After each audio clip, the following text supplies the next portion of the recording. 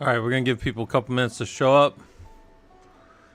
MN6, hopefully this stuff's useful to you. Thanks for the hopping on here. We're going to do a little bit with, we're going to start out with some junior sysadmin stuff from one of our guys. One of our guys over on the, so one of our guys in our Discord, Fisherman Guy Bro, who runs all of our bots and stuff inside of our Discord. He wrote some labs, so we're going to do his labs for fun. Rage Creations, thanks for showing up. People over on the YouTube side, Maya Nink, or Maya, I don't know how to say that, sorry. Hopefully this stuff's useful to you guys. But we're just going to go through labs, and, you know, labs are Sundays. Sundays are labs. We get our hands on the systems. I try to tell you, you know, as a baseline for all systems engineering, getting your hands on stuff is probably the most important part, so we're going to spend some time in the labs. That's what we do. And you guys are welcome to hang out and do whatever and try to keep me on track. We'll see how well that all goes, right? So, Panos, how's it going? Somebody asked, before I start today's lesson, quick question. I discovered your YouTube a few weeks back and have kicked off with the first upload to follow and learn.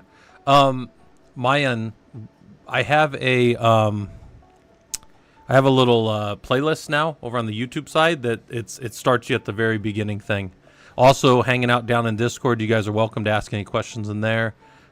We try to meet up once a week. I haven't been doing it the last few weeks because I've been on travel, and I had the grandbaby in town this week. In fact, the grandbaby's still in town. I can hear him downstairs. But we will meet normally on Saturdays and kind of align the group, and any new people that want to come hang out and stuff, we just talk through everything and work on what's going on and stuff. You can join the live sessions here.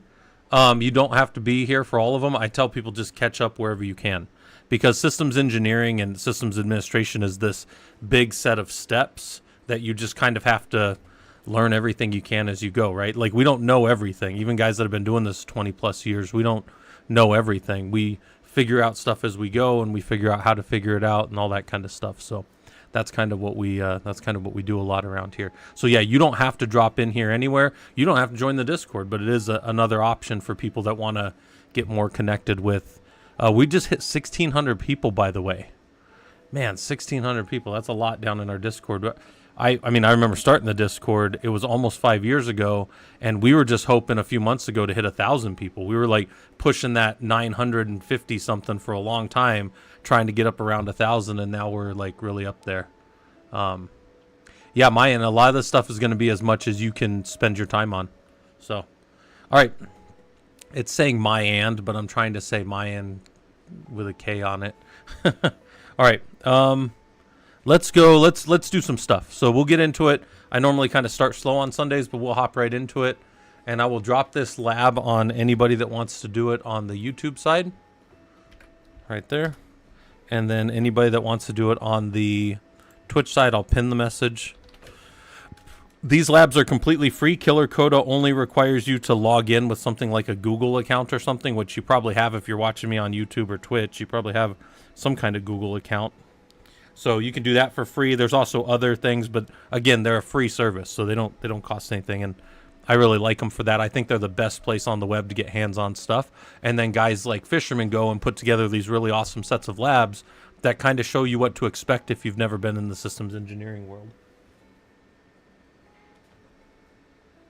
Trying to get that thing a little better. Okay, so pinned over there, pinned over here. Quick question, really. Every time I read man pages, I don't really understand what I'm reading. What do you do about it if you have any suggestions?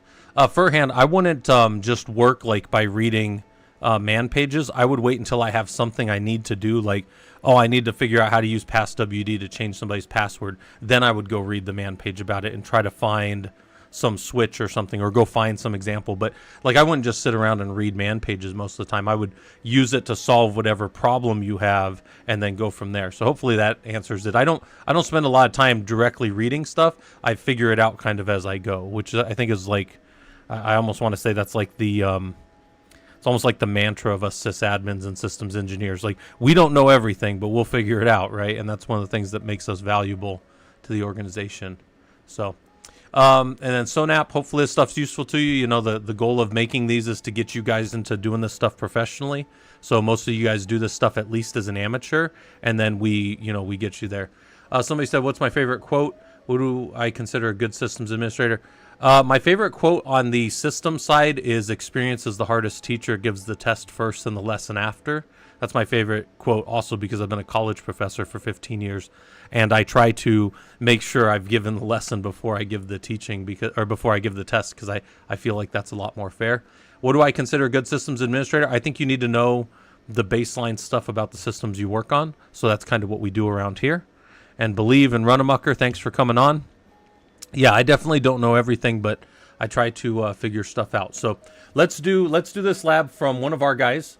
One of the reasons I point that out so much, that one of our people made this, is because if you have questions about this, or if you want to go yell at the actual Bob Blursky, because you guys are going to you're about to find out about Bob Blursky and what a problem this person is. If you want to go yell at the guy who made him up, he's in our Discord. His name is Fisherman. He's also the one that writes the really smart alecky bot that talks shit to you guys every time you join our server. So, yeah, anyways. Okay, so let's do this. He says, welcome to your first adventure as a junior sysadmin. So you're a Linux sysadmin. This is your first day on the job. What should you inspect? Or what should you inspect? What should you expect? Inspector just said something down on the Twitch side. So, so what should you expect on your first day? Some of you, like, you know, you're doing a lot of Linux and you're like, all right, I finally landed the job. What's it going to look like? Yeah, Inspector, you got me with a Freudian slip there. So you think you got what it takes to start your career as a Linux sysadmin, huh?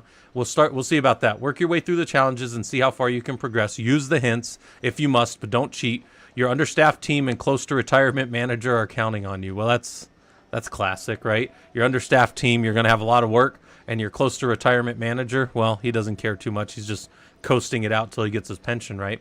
So here's our objectives. Fix the user issues and close out problem tickets. That's a very common early thing to do in the systems world. Troubleshoot errors based on poor end user descriptions. The users are going to tell you stuff like the system's acting funny or the system ate my homework, and you're like, this doesn't help any, right? So we're going to learn about some common junior sysadmin tasks, and then we're going to have some fun, all right? Hey, Twisted Seed, how's it going? We're just going through labs. It's Sunday. Prerequisite skills, you have a basic understanding of Linux. We'll figure that out as we go, and the hints will point you in the right direction. So here's the first one. The user forgot their password. After a long weekend, one of our newer developers returned and forgot their password. His name is Bob Blursky. Classic Bob move. We need to reset his password so they can get it back to whatever it is that he does. Let's set his password to temp123 so that he can update it later. His username on the system is B Blursky. Okay. Okay. So now we've got a little hint here. We can hit the hint button. But let's see some stuff about the system here. Host. Host name. We're on an Ubuntu box, right? It's called Ubuntu. That's its name. We can ID B Blursky, and we can see the ID of the user. Okay, we know he's in the system. He's not BSing us with like trying to get into the system, and he doesn't actually have a password or something. So he is on there, and we need to change his password. So the command to change the password is passwd. We can do B Blursky, and that's his name, and it'll ask us for the password. Now the password has a no echo set, and what does a no echo mean? You hear me type a whole bunch, but nothing showed up. It's because they don't want anybody to be able to look over your shoulder and see how long your password is. So there's a no echo to the screen that's happened here. So I'm going to type in temp123 and temp123. That's the password that he's supposed to have. Used to make temporary passwords temp for now, but that was a lie. All my temp passwords are temp forever. Inspector, I used to always make all of my, when I would have to reset. So I was the platform engineering lead at AAA, so I ran the Linux and the Windows side. But whenever anybody on the Windows like dev teams would have to get into Linux access, their temp password was always this. Linux rocks, just like that. I would always make it Linux rocks, because then that means the Windows systems guys or the Windows programmers would have to do things as would have to type in Linux rocks. Malvi, my position is not SRE or DevOps. I am what you call a high-performance compute engineer. So I do systems administration, networking, and deployment of systems in big high-performance compute clusters. That's what I do. Biggest cluster I work on right now is 2,665 nodes. The smallest one I work on is 1,260 something. That's 2600, by the way, not 20. They made that number way bigger over there than what it actually was.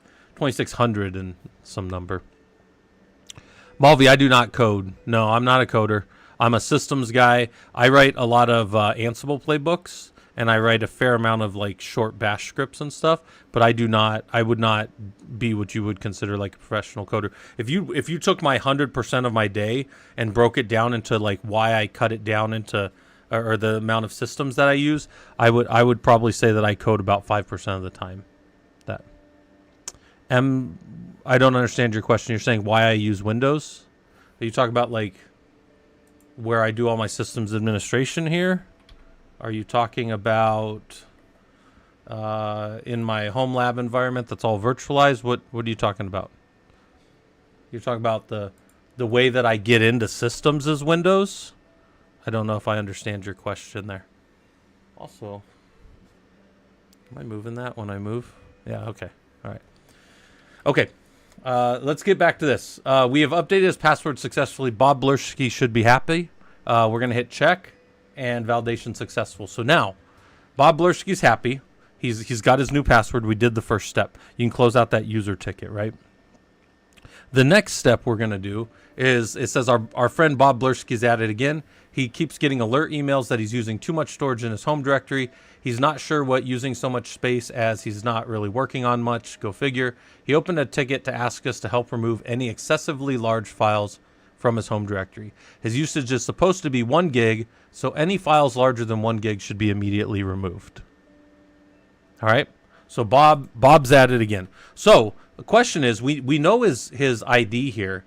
Does that mean, think about this for a second as a systems administrator, systems engineer, do we know what his home directory is? We should know what his home directory is, right? Do we know what his home directory is because we know his username? Where does Linux store by default most user stuff? I am new to the channel. Where should I start? Junior DevOps engineer and know the basics of Linux, but want a deep dive. Shaggy, over on the YouTube side, I have a playlist that just does Linux. But if you're like already a DevOps engineer and you like doing this stuff, what I would tell you is just hop onto Killercoda. Like, just go to the Killercoda site and find something here that's interesting to you. So, like, let's say you're like, all right, I already use Git, but I want to get better at Git. So this was a question on the YouTube side, and it was, hey, it was where should you stop it, or where should you start if you're already doing this stuff and you want to be a junior? I would tell you, come in here and just find something interesting to you and start getting your hands on it. Because most people that are already DevOps engineers are already kind of hands-on guys. So get in here and find tools that are useful. But again, the reason I sell Killercoda so much is, one, it's free, so it's an easy sell. And two, there's a tremendous amount of stuff to just get in here and do and get your hands in there. No, so where is, some people were right. Where's the home directory? If I was the user, I could use $home.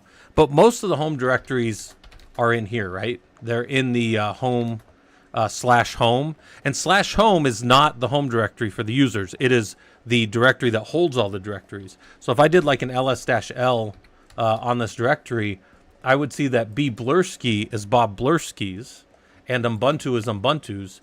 And if you guys have never read permissions, let me give you a quick little rundown on permissions. Permissions are octal, so they're read like this. Here's the read, write, and execute the 4, 2, and 1, which is the numbers between 0 and 7, or 8 total states of nature, right? This is a 7 right here for the owner, which is defined right here, of the directory. Then you've got the group owner right here. The group owner is right here, B Blursky, and that is read, no write, and execute. So this is a 5. And then right here for everybody else. Oh, geez. I just got snuck up on by the grandbaby. Hey, dude, you're on YouTube right now. You just breathing in my elbow all weird and scared the crap out of me. Look, you're on YouTube. You see you up there? You see him? Yeah, he just randomly appeared. You snuck up on me, dude. You want to do some Linux with us? We're doing Linux right now. You want to do Linux with us? No. You don't want to solve Bob Blursky's problems? All right, bye, little dude. All right, well, that's the grandbaby. Just snuck up on me. I was like, He just breathed on my arm. I didn't even know he was up here. So, okay. So anyways, all right. So there he is. He's gone. He got captured by his dad, I think. All right. So we got Bob Blursky, and okay, what's he doing in here? We can find out a bunch of stuff. I don't want to solve Bob Blursky's problems either. Yeah, to be fair, you don't. But when you first start systems engineering, you almost always come in on the sysadmin side, and you have to solve people's problems before you get to go over and do more of the project work. I have a little diagram that kind of shows that. I've shown you guys this before. But we come over here, and if I just open the file, hold on. I think I have it back. I don't know where I have images. No, it's not in here with all this stuff. I should have just left it open the other day. But anyways, I have a lab that shows that. Yeah, the grandkid didn't have permissions. Yeah, hold on. Let me pull up my Excalidraw real quick. So we'll go to Excalidraw. And we were drawing on this the other day, but let me just open a new, load from a file. And the one that we were talking about the other day is Linux Systems Administration. And I'm going to change that to dark mode because I think it's easier to see in dark mode. Yeah. And then if we come back over here, this is what I'm talking about. A lot of times you've got this kind of thing that spins all the time in the systems world, which is called PPDIOO. PPDIOO, it's the Prepare, Plan, Design, Implement, Operate, and Optimize. This was kind of made famous and popular by Cisco. It's a Cisco methodology. And the idea here is you start over here on the sysadmin side. You're operating, you're keeping the lights on, you're running the NOC, you're running the SOC, you're running the help desk, that kind of stuff. Right? And this, I've provided this for you guys. Actually, I can share this out and then you guys could have access to it or whatever, but we can do that there. What's the difference between user and group? Are there hierarchies? Can we create custom hierarchies? Delta Games, no. So the difference between the user here is there is one user owner, but multiple people can be in a group, right? And then the user ownership is always defined by this first set of octal numbers here. And then the group ownership is here. You cannot have anything more custom than that by default. You can do, there are extended access control lists that we get into later, but at the fundamental access control level of a Linux system, you've got one owner of a file, and then you've got a group owner. So we got the owner ID, user ID, UID, and then the group ID, GID of a file, right? Those are the two types. But that's where we get these from. And then everybody else here isn't defined because it's just anybody that isn't the user owner or one of the group. So when we look at Bob Blursky here, we can see that he's just in the group. He's B Blursky, but he's in the group B Blursky here. We can add him to other groups. So he can have secondary groups. He's got one primary group, and he can have multiple secondary groups, right? And, that's fine. That's all good stuff. But we see that here's B Blursky. So we can go into his account. So we can go into his directory, B Blursky, right? And in here, we've got all of this stuff. But what's using how much space? Like how do we find out what's using all the space, right? Sometimes people think that df-h will do it, but the problem is this only tells me the usage of everything in the directory. This doesn't give me what's in the directory with me, right? So for that, I got to use a command called du. And du, I like to use -sh dot, so it'll be this directory that I'm in, and it's 5.1 gigs. So if I take that dot away, and I look at everything, now I can dig down from all of these things. I had two directories here and one file. And the directory that's got 5.1 gigs is this family pictures and videos directory. So I'm going to cd into family pictures and videos. I use tab to jump all the way across. And in here, I can do a du-sh on everything. Whoops, du. Oh, I did df. Du, and there it is. There's this one big file here. It's just this big file that's there that we can delete, because it says right there, go ahead and delete anything bigger than 1 gig. So rm-rf xmix, get rid of his xmix movie or whatever, which is probably just an empty file. Yeah, Bob's the worst, guys. We even have like jokes down in our Discord about Bob Blursky doing bullshit. He's always causing problems in our systems world. Trying to fix that corner there. Okay. So now let's check it. So here's the little hint. The hint says use the du command to figure out where large files are. So we hit check, and we're past that. So we've done two things so far. We've reset a user's password, and then we fixed the user's space issues because maybe he has some kind of problems or whatever. NCDU? I've never used NCDU. Let's see.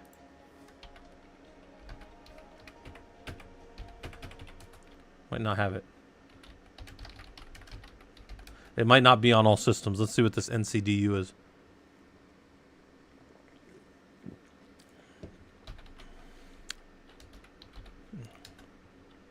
Oh, wow. So this will do some kind of, what is that? Some kind of interactive? I've never used NCDU. That's nice. Now, remember, with some tools, you guys will see me do very basic stuff because I don't ever know if all the tools are going to be there. And sometimes with it's just a nice DU. I like that. I've never played with that, but I wonder what other tools or places I can find that. So that's good. I try to be, a lot of times you guys will see my sysadmin stuff is very vanilla, and it's because sometimes I'm over on Unix systems, sometimes I'm on AIX or HPUX systems back in the day, and I never knew what was on them, so I tried to be as vanilla as possible. But yeah, NCDU, that looks interesting. So I can play with that in the future. Okay.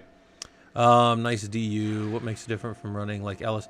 So the problem is, Iqbal, if you do this, right? So let's say I'm in this directory. I'm up here. And if let's go back to where I was. So I did cd dash to go back to my last directory. And let's just dd. I'm going to make a file real quick in here just to show you why the ls-lah wouldn't work. So real quick, I'll step back down here. ls-lah for everything, and you can see everything in this directory. I'm going to cd back into the family and pictures. I'm going to dd infile equals dev 0. So just grab a bunch of zeros. Excuse me. Out file equals big file, right? We'll just do a big file. Block size equals 1024K, so 1 meg, and then count equals 3000. So we'll make a 3 gig file right here, right? And this, because the question was why not ls-lh? So now I want to show you if I du-sh in this directory, I'm at 3 gigs. But if I go up a directory back to where I was, I do my ls-lah, that originally that family and pictures videos was 4K because that's how big a directory is. And down here, even though it's populated now with 3 gigs of data, it's still only 4K. So ls does not give you the contents of a directory. It only gives you the size of the it only gives you the size of the location that the inode pointer is going to, and directories are always 4K. So what I'm saying is this doesn't tell you anything, unfortunately. So let's try that NCDU because I haven't played with it. Oh yeah, look at that. Now I see, look, there's that jerk folder, and then I go in there and I see it's big file. Okay, I like that. I like that, and then I can go up directories. That's a pretty cool little cool tool right there. So that's the NCDU. Hit Q to get out of it if you used it. That's cool. Okay. So by the way, let's go clean ourselves up here. We need to rm-rf big file, right? Because otherwise we're not going to pass this lab. You can delete from there too with the D key. Okay, nice. I like that. So I can see with the NCDU a menu-driven thing to maybe clean up or possibly delete or archive things if I need to. All right. So we passed that, right? It said that we used too much storage. We hit check. We're good. And then now this last one says, ugh. Bob submitted another ticket. By the way, guys, across all of these, I think there's only one that doesn't actually have to do with Bob. Every other one, Bob is just a jerk, and he's just... Look, users are going to use, man. That's what they're going to do, and users are going to use to the edge of whatever permissions you give them. Yeah, Bob Blursky is like the worst, man. But he is one of Fisherman's creations, so if you ever want to go talk to Fisherman about our bot or any of those other things, make sure you join the Discord. Is this lab for learning Linux permissions? No, Malvi, this lab is about just what you would do as a junior sysadmin. Yeah, just like a junior sysadmin stuff. Yeah, users are kind of like if you pour water into a cup. They will go to the very edges of all their permissions. And then it's very hard to get them back from those permissions that you've given them. I tell people all the time, if you ever let root out of the box, if you ever let, like there's a swath of servers that users get root on for a dev team or something, you might as well just burn those things and drop bombs on them from outer space, because it's, in the words of Bill Paxton, the legendary actor that passed away recently, it's game over, man. It's game over. If you guys aren't familiar, go watch Alien 2. Well, actually, that's Aliens. That's the second Alien movie where he's like, it's game over, man.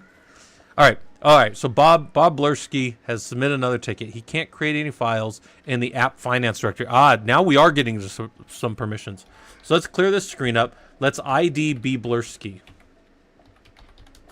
Okay. And then it says he can't create any files in the apps finance directory. That's a special directory made by your teams. I can just tell you by the fact that it's named apps, but okay. He hasn't worked on a project for finance yet, so this is new, meaning it's not a permission set that we're trying to fix from before. Yeah, we don't, strictly speaking, need the -rf that I was using. I've just used rm-rf forever. The reason I did that, by the way, is because you can't remove directories without deleting what's inside the directories unless you use an rm-rf like that. Otherwise, you have to clean out directories first and then do it. So when I just want to murder things, I use rm-rf. So, quick question. Will this be available as a VOD in the future? I need to go to bed soon. Rage Creations, I'm saving everything up on the YouTube side, so yes. And on the Twitch side, I think my stuff saves for like 60 days or something. So yeah, you can go back and watch this stuff later, Rage. Yep.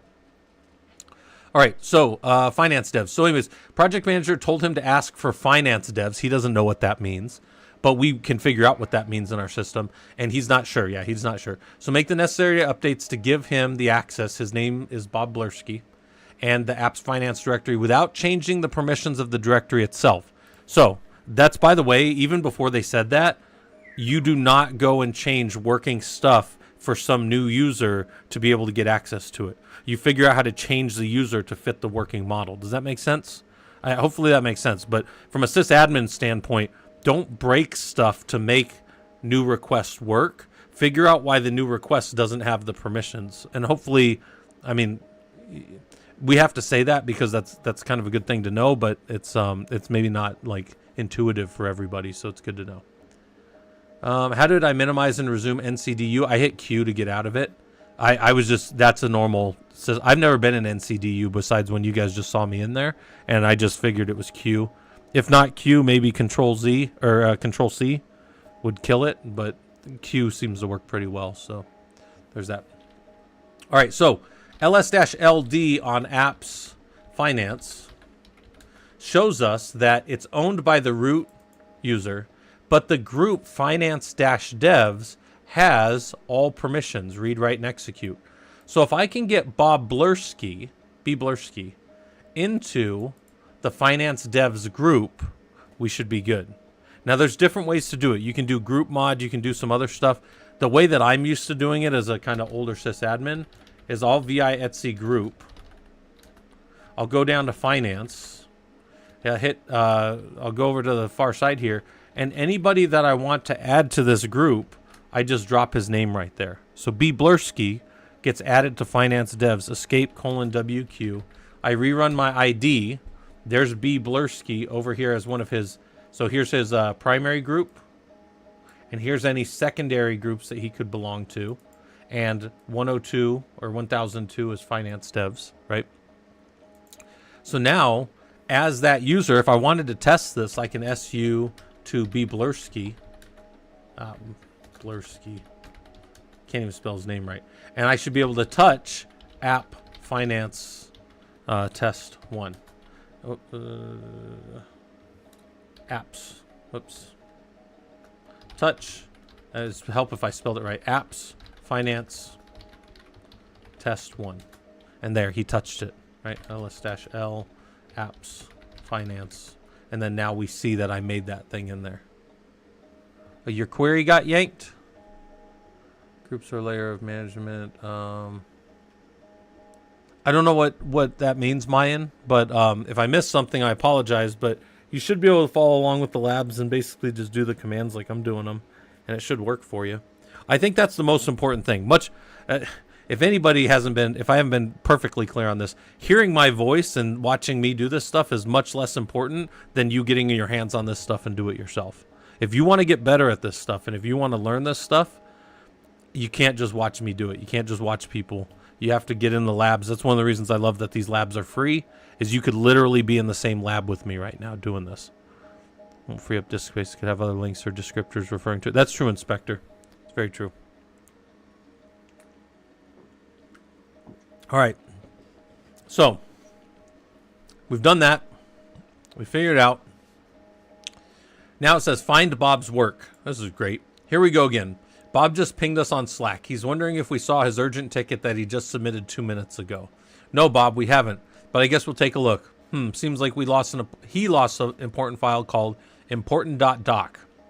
He has no idea where it's located. He copied it somewhere the other day, but can't remember where. He thinks he might have typoed the path as well. Abdun, you asked if I could do that, the last lab again? Yeah, the last part of it? Yeah.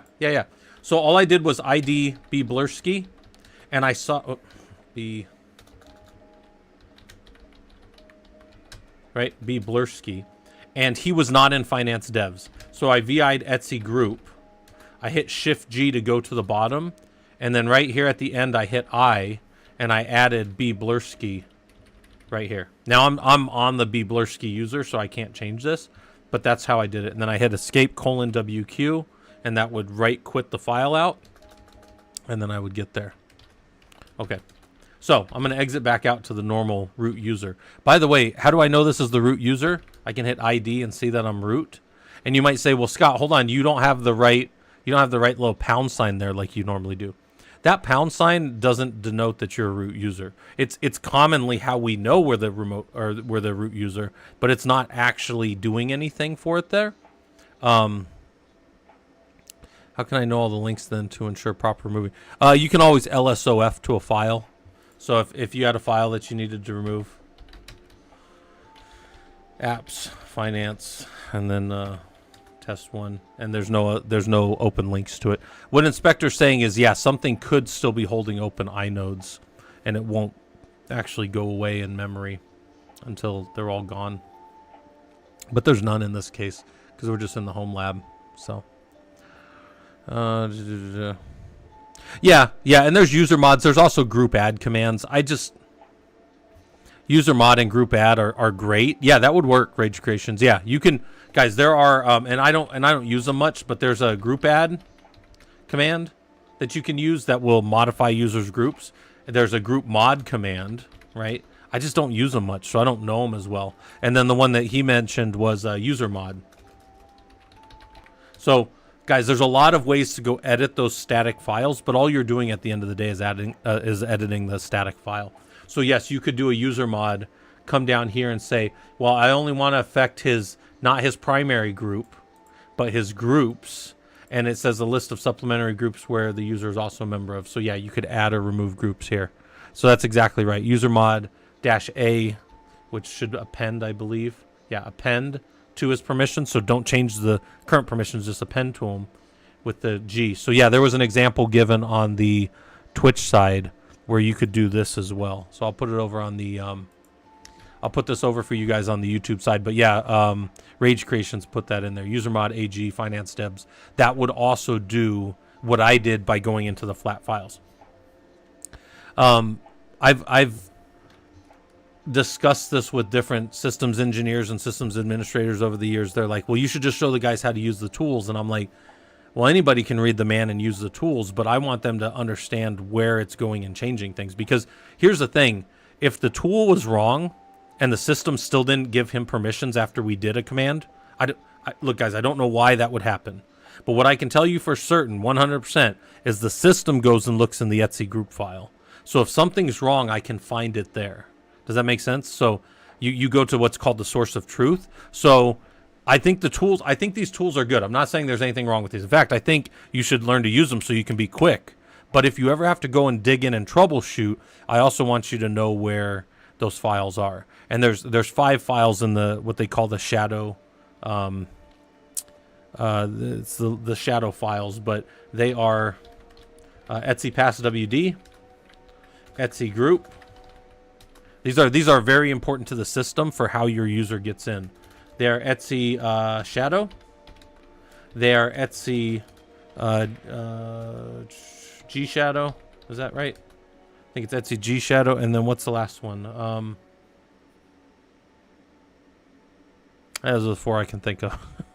But by the way, it's also important to note, like, it's interesting that in Ubuntu, somewhere down the line, somebody decided that this can be a 640 file. So that is a 6 for the root. It is 4 for whoever's in shadow, and then it is right here. Whoops, right here. It is 0 for everybody else. But if you go hit that on a Red Hat box, I got a CentOS box right here. If I ls-l my etc shadow here, I'm pretty sure it's 0.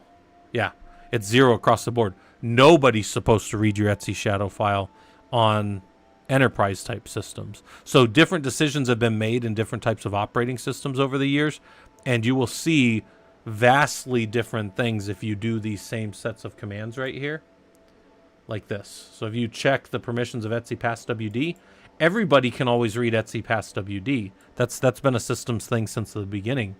And that's why etc shadow had to be broken out, is because the second field of etc passwd used to be your password field. Now it's always just an X, and it says go check in the etc shadow. And the only thing that's supposed to be able to read etc shadow ever, this is why it's set to 0 in Red Hat, is any of your pluggable authentication, your PAM modules. Those are the only things that should ever touch your shadow file to read, ever. So people at work, they don't know the tool does and what they're doing. Yeah. Rage creations. I tell people all the time, like, sysadmins tend to know how to use tools to set things and check things, but systems engineers tend to understand the underlying concepts, and that's one of the reasons systems engineers tend to get paid more. Like, when you first start and you're sysadmin, you're just doing things and getting feedback back. This is valuable. This is useful.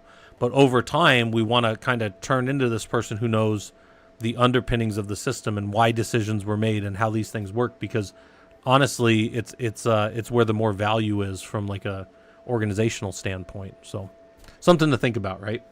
And the other reason I want to know those files, this is big for me, when I build systems, right, and when I push things with Ansible, I want everything to be exactly the same across all the systems I build. So often I will have copies of those and I will push those to the systems, and I will do different things with files. So I need to know where things are actually set at. Inspector, I'm not sure exactly how they do it, but I just know that it's always been done that way. I've never dug into how they actually read it, but I just know that your pluggable authentication modules, your PAM files, anything that's doing PAM, that's the only thing that should be reading shadow ever. Also, there is, even though this says nobody, you guys probably know this, or you could probably imagine, this is my etc shadow for my actual home lab, so I'm not going to pull it up. This is a box that's exposed to the internet, right? But that being said, my system, if I did view as the root user, it would view this file even though there's no permissions. That's one of those things. So I think Inspector, it's that same kind of thing where even though there's no permissions, systemd is still running as it's still started as root. It's the process ID PID1, and I think it still has permissions to kick off your PAM stuff out of there. So I don't know. I haven't looked into that real deep, but I do know that that's a common permission set right there for Red Hat, even though I'm just on a CentOS box there. Okay, so we got, we're all the way back to, so where's he at? Find Bob's work. So we're trying to find Bob's work. Bob doesn't know where he put his work, and the command that we probably need to use is find, and we want to move it back to home B Blursky, but we don't know that he put it there. So we're just going to start from slash. So we're going to find from there anything name important, right? And it seems like he put it down here in temp. He was probably just didn't know what directory he was in, what he was doing. Maybe he had a process ID or something. So we need to take this file and we need to move it or copy it back to his home directory. I am a fan in modern Linux systems. /temp tends to empty if something hasn't been modified every 30 days. That's how Red Hat does it. Every 30 days, if you don't touch something in temp, it gets wiped out. I don't know if you guys have ever seen that before. It's kind of maddening that it does that, actually. But it's kind of good, too, because you shouldn't leave shit in temp. I had somebody that used to wipe stuff out of our root directory as well, and that was kind of annoying. But we're just going to copy it. The reason I brought that up was to say I'm not going to delete it. I'm just going to move it into home bblurski. If I wanted to, I could rename it right now. I don't want to rename it, so I'm just going to drop it in the directory. And if I do an ls-l on home bblurski, I should see that file important.doc. But it's owned by root. So this is actually something that that I've pointed out. When you copy that back, even though over there, ls-l temp 64 important, it probably was owned by bblurski. When I copied it over, I did it as the root user. So now he doesn't really have permissions on this. It's in his home directory, but the only person that can read and write to that is root. So what I really want to do is give this ownership back to him. So I'm going to chown, and I'm going to use bblurski. That's the user ID and the group ID into home bblurski, and then his important doc. And it would help if I spelled his name right. bblurski, right? You guys got to stop me. All right. Now when we run this, we can check in his home directory. He now has the proper permission. So I have properly given him the ability to, like, I've brought it back over, but not as the root user. I've changed the ownership back to him. Move did it on its own. Did move change the permissions? Yeah, because I guess with move it would have kept the permissions for you. Okay, fair enough. Fair enough. That's good. So just what I would do is whenever you move something for a user, do an ls-l on it and just make sure that you've given them at least read-write permissions on it. In this case, I just gave him ownership back. But he's probably right. Sonap's right. Move probably would have done it on its own. So there you go. Okay. So that's the, I think that's the end of this lab. So find, we used find to find it, and we went from the root of the file system. If this file system was bigger, it would have had more time to go search through things. And if we had a lot of mounted directories and we didn't want to scan them, we can read the man pages on find and go for like recursion. We just type in recur or depth, and we can see if we only want to go to like a max depth of 0, we wouldn't go down into a whole bunch of symbolic links and deeper directories and stuff. Now, in this case, we would need max depth of at least 2 to go down into temp and then that number. But if we knew that it wasn't so deep in some of those directories, we can limit what it follows, right? There's a whole bunch of things that you can do inside of find to make it more efficient as you kind of play with it and as you get into bigger systems and do more stuff. So play with that. I've had finds run in high performance compute space. I've had finds that have run for like 5 weeks before because we're scanning like literally trillions of files from different researchers and trying to find. One of the most recent ones was in GPFS. We were trying to find broken inode pointers across the entire system, and it took forever. And there was probably some recursion going on where we were probably following links in my find, but even with that, I probably could have made that more efficient and gotten it down to like 2 weeks or something. But it was still like this massive scan trying to find we were trying to find system anomalies in our GPFS because we had found one and we wanted to see if there were any others. And we ended up only finding like 4 out of literally, 15 years worth of data and all of these, we have many, I think we're even in the tens of thousands of researchers now at the one college, at least 10,000, let's say. We're above thousands. So, all right, so that's that. And that's the whole lab. And it says, great job. You're on the way to becoming a junior Linux sysadmin. I'm going to link this one again just in case anybody missed it. And it fell off as a pin over on the Twitch side. But now we're going to go do his second lab. So if you're doing that, he shows you how to get to the second lab.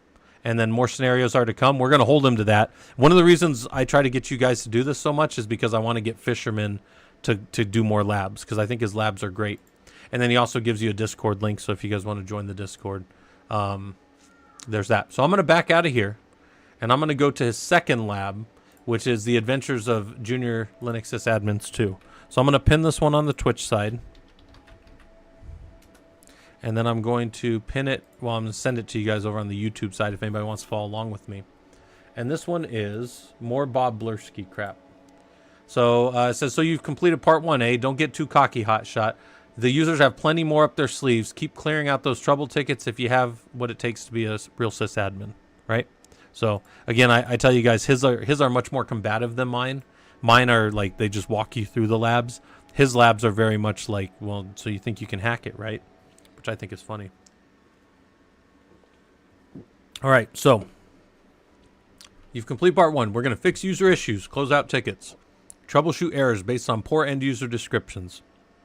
If any of you have ever responded to a trouble ticket from a user ever, you know they are just the worst information ever. Like, they don't give good information, which is why if I ever write anything up, I try to be like absolutely complete. I try to have all the information in there that somebody could possibly want, so they never have to come back to me. I want all the data in there, all the behaviors, what I expect, and all that kind of stuff. I try to write descriptive tickets because I can't stand when like they just send me to the documentation page, which is the first thing I did before I messaged anybody, you know?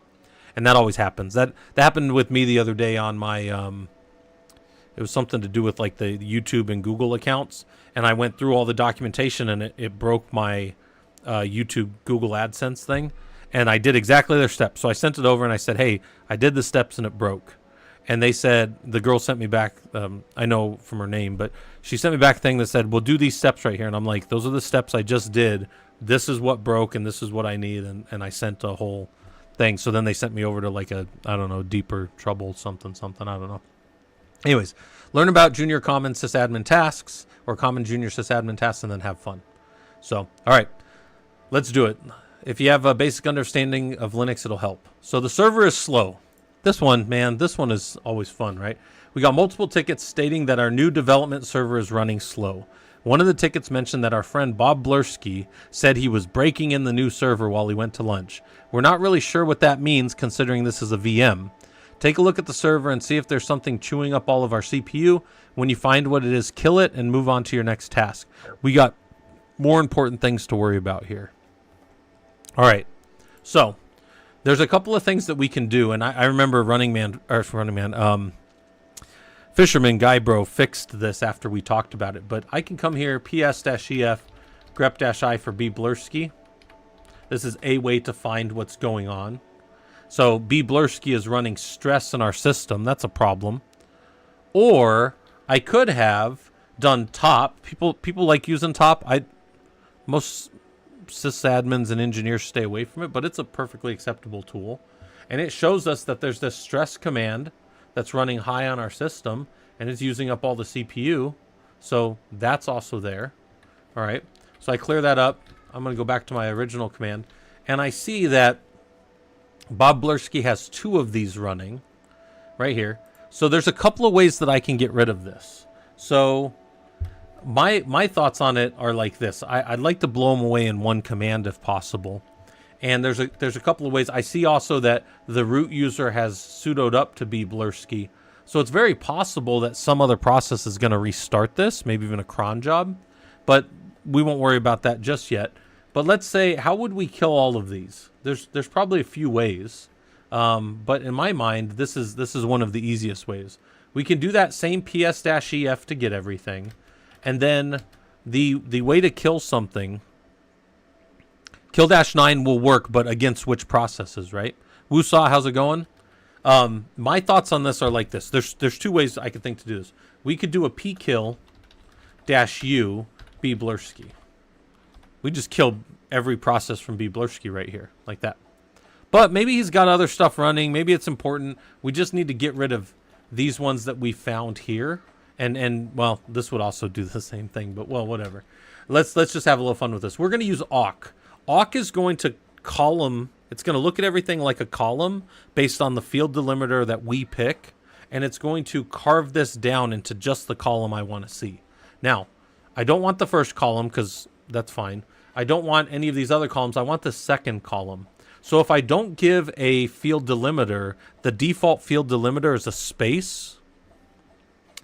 If I avoid using top, what do I use instead? I use PS. I just look at PS, and then I can look at the usage of the processes. I can also find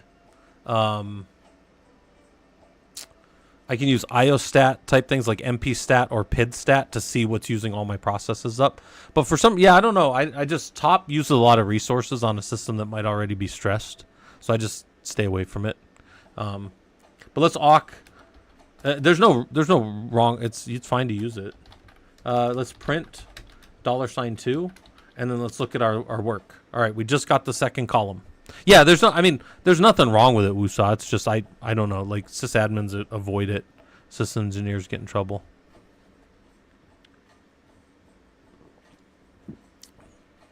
So now we can take that and xargs that down to be in a line and feed that through a kill-9.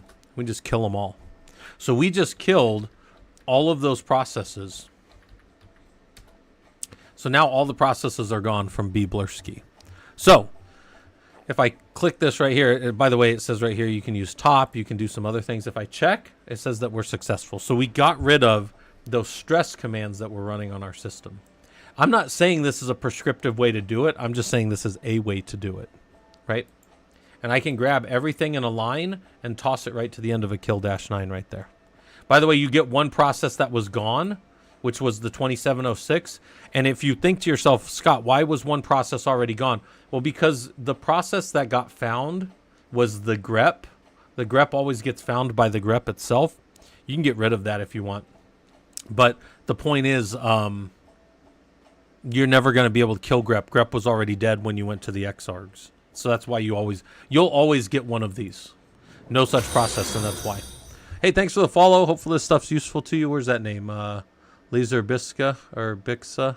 I don't know how to say that. Hopefully this stuff's useful to you. Inspector. Yeah. Cheer got popped. Yeah, there's a lot of like partner tools and stuff, like side channel stuff that gets popped, and then it affects a bunch of other things in the system. All right, so guys, you do not have to clear the screen every time if you don't want. I just do because I find things higher on the screen are better to look at. If I'm like working on the bottom of the screen, I don't know, it just makes it harder for everybody to read and watch and stuff. So, all right, so now we're on bblurski. This guy, he's just causing us problems, right? He's the worst user ever. And we're in Fisherman's Labs, and this one is Junior Sysadmin Adventures 2. We already did a few other trouble tickets from this guy. But it says, bblurski just pinged us on Slack. How many, any of you guys work with Slack or Teams or any of those things, and people just ping you out of the blue? He's writing a new script and really needs cowsay installed on the server. You guys all know what cowsay looks like, right? It's all these cows. And you say, what the heck? You already told him it shouldn't be installed on production servers, but he escalated to his manager saying that you were delaying his project. His manager then pinged your manager, who pinged you to tell you to just install it. Just make the guy happy. The security team rubber stamped his exception request that he submitted for installing frivolous software. And if you guys have ever been in the systems world, you know that this stuff happens. You tell people, we can't do that, it's against the policy. So they just like turn into like a little tea kettle that's finally boiling, and they just start whistling to anybody that'll listen until the pressure comes down on you from management to just give them what they want. And it's super annoying. Cowsay is like the worst thing ever. But all right, install Cowsay on the server so that we can go ahead and move on to something more important. All right. So apt install Cowsay. And it will go and it'll install the package. And now the user will have Cowsay. Do you guys want to see what Cowsay looks like? Spectre said, "Don't talk shit about Cowsay." Abden, you don't have to memorize a lot of this stuff. You just have to practice with it until it sticks in your head. So that's kind of like memorization. But it's much more important to me that you guys like see some of this stuff and figure it out and feel comfortable like typing on a command line, because a surprising amount of systems engineers do not feel comfortable typing at a command line like this. Like I've seen people that are perfectly technical in other ways freeze up at a command line. So you have to, I don't know, man. I don't know if it's just developing your confidence in it, if it's like just having this hubris that like, hey, I'm a systems engineer, I should be able to solve anything, and then digging in and figuring it out, right? And a lot of times early on in your career, this is what we're going to do. Let's do this. Let's install Cowsay off. Inspector, I've never messed with that. Is that apt install Cowsay off? Cowsay. I've never seen that. Is that just another tool that'll turn it off? That's pretty funny.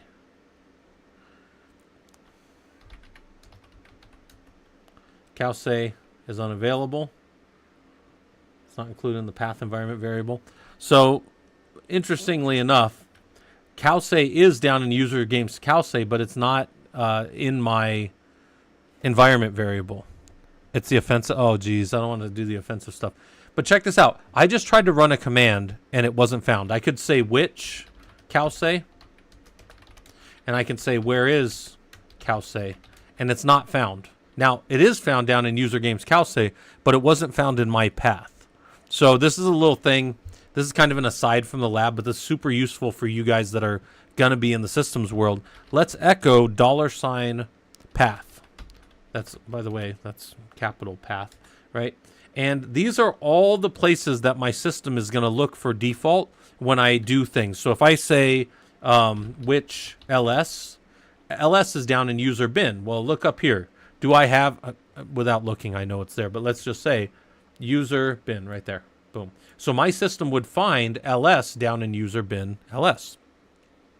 But what's not there is this user games. So user games is not here, but we can add it. So here's how you would add it. Here's how you would add it one time. I can just say path is equal to $path colon, and then I will drop in the user games like that. Now, if I echo $path, I've set my path to have user games on the end of it, properly colon delimited. You need a colon there because it's colon delimited. Yep, so the export path would be good because that will now work for any an exporter variable will work in any shells that you spawn from this one. But now let's do this real quick. Let's say Calsay by itself. Now Calsay was at least found. Let's do Control D. There we go. So Calsay is waiting. So I should just be able to like echo I am the best cow into Calsay. And that should work. And then it'll be Calsate or whatever. Now, if you have Calsay on your system, you can put that into... Again, I'm not a big fan of it. But again, Bob Blursky wanted it because whatever. And you can put it in and then it can run in your Ansible playbooks and stuff like that. And I just find it annoying, but some people like it. And I think it's a useful thing to understand how to add and remove things that users ask for. So this is kind of a good lab on that. It's also good to understand that management is going to do things just to smooth. Your manager, remember, was a guy who is just on the end of his career, so he doesn't care.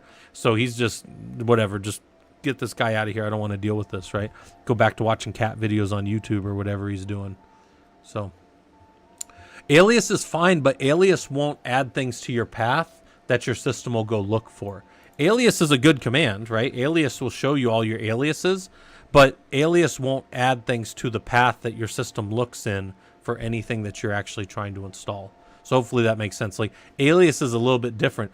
This alias still, when it uses ls, is still using ls out of a path in the system, right? So like which ls again is down in user bin.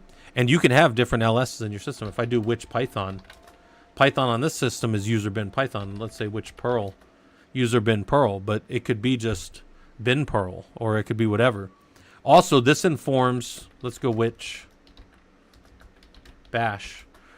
This also informs your exclamation mark, your shebang line. If you ever use a shebang line, you should know, because a lot of times people will just do bin bash, but bin bash isn't correct on this system. It should be user bin bash, because that's where bash is found. However, I bet you if I did an ls-l on bin bash, I bet it's there, and I bet it's just linked over. I bet this is a soft link. Nope, it's actually where it's at. User bin bash is also real. They're both real. They're probably the same file. Does anybody know how I would tell those are the exact same file?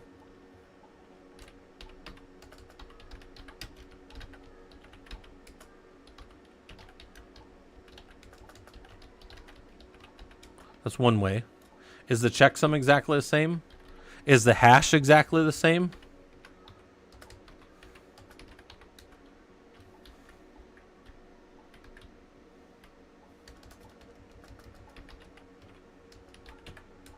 Yeah, they're exactly the same file.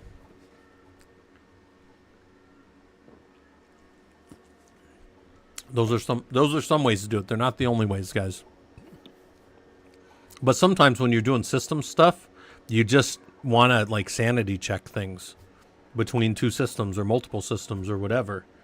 And that is a way to do it. I am very shocked. I'm not shocked. Let's not say I'm shocked. I am very surprised that those are not one real file and one link to the real file. Because when you have things in two places like that, one of them can change, right? Couldn't I just go delete one of those right now? Couldn't I update one of those and not update the other one? If I was writing an updater for bin bash, wouldn't I need to also know that the system has a user bin bash? Because otherwise there would be some drift. And not only that, but the system is set to use user bin bash. So if I updated bin bash and then I was scratching my head like, why the F is the system still calling that old bash? Well, this is one of those kind of like, I don't want to call it a rule of systems engineering, but put something in one place and then link to it. You can have 100 things linked to one file with soft links or hard links. It doesn't it does matter, but it doesn't matter that much. But the point is have one source of truth and everything else points to it. Bash might be the only, yeah, I mean, I don't know what, look, I told you guys, like, a lot of stuff, I don't know the history of, I wasn't sitting in the room when people made decisions, and I wasn't on the email list when Ubuntu and Debian, before it made its decisions, but somebody made a decision to put those in two places. I don't know why. But they get deployed at the same time. They get deployed at exactly the same time with exactly the same file, probably when the system got built. I don't know why. All right, let's go look at stuff we do know. Disable SSH root access, or disable root SSH access. The security team just sent over a ticket. They noticed that someone is SSHing into the server as root. This needs to be blocked immediately before it gets flagged during an audit. Go easy, or easy enough, gives us a break from dealing with Bob's shenanigans. Bin is linked to user bin. Yeah, Wusaw, that's pretty common. They don't have them in two places. Yep, and one will be linked to the other. Update the necessary configuration file in order to block SSH logins against the root user. So this is very, very important from a security standpoint, and I'll show you guys here in a second. We'll do the lab, and then I'll show you guys why this is so important after. But here's our thing. If you can find where SSHD configurations are located, whoops, clear, CD to etc SSH, and in here there's two very important configs. There's the SSH config, which is your configurations out. That's your connections out for your SSH client. And there's the SSHD configuration, which is the connections in. So let's do a VI on SSHD underscore config. If we did the whole path, it would be etc SSH SSHD underscore config, right? And in here, we can just change permit root login to no. Escape : WQ. And then, whenever we change a config file, the system does not take it immediately. We have to do a systemctl sshd ssh restart. It's I always get that mixed up. Ssh restart ssh. Now, if I do a systemctl ssh status sh, I will see that it's active running. It was just started right now at 1636. Good. And then I can see that it's went and ran and done all the things we want. So we should be able to hit check, and it'll say validation successful. But let me show you guys why it's so important that root cannot get into a system. I have a system right here, my P01 Jump 01, and this has a dynamic DNS out to the world. So if you know my external DNS, you can try to log into my P01 Jump 01 server. In fact, since it's exposed on port 22 out to the world, do you guys think it gets hit all the time by the world? Yep. Let's go check. So we've got the Ranger cam. How's Ranger doing? Ranger's down there. Let's go check on Ranger cam, and then let's change this to 218, which is my newer system.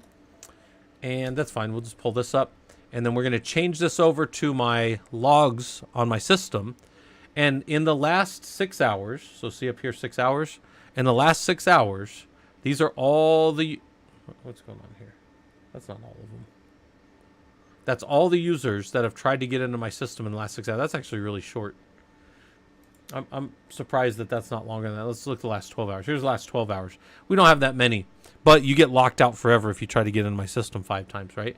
But look at the users that tried to get in. The root user, a whole bunch of users that don't exist. The root user, a whole bunch of users that don't exist. A whole bunch of users that don't exist. A whole bunch of root users before he got locked out forever. A bunch of users that don't exist. Root again. Root. All these root users. The reason you don't... Does anybody know... Just think about this for a second. All these other users don't exist, and they get locked out forever. They also get locked out trying to log into root. But do you know anything about the systems world and the users to know how the root user varies in modern Linux systems from all other users? There's one very important way in which it varies from all other users and systems in the modern Linux world. I'll tell you guys here in a second, but why don't you guys think about it? Does anybody know?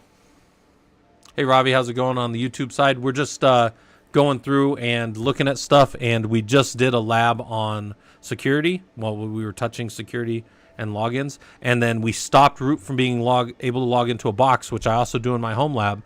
But why is it so important to stop root from logging in? It's a UID of 0. It's sure it is root. But what does root never do that every other user does? There's Ranger. His other bed has been taken and put in the other room.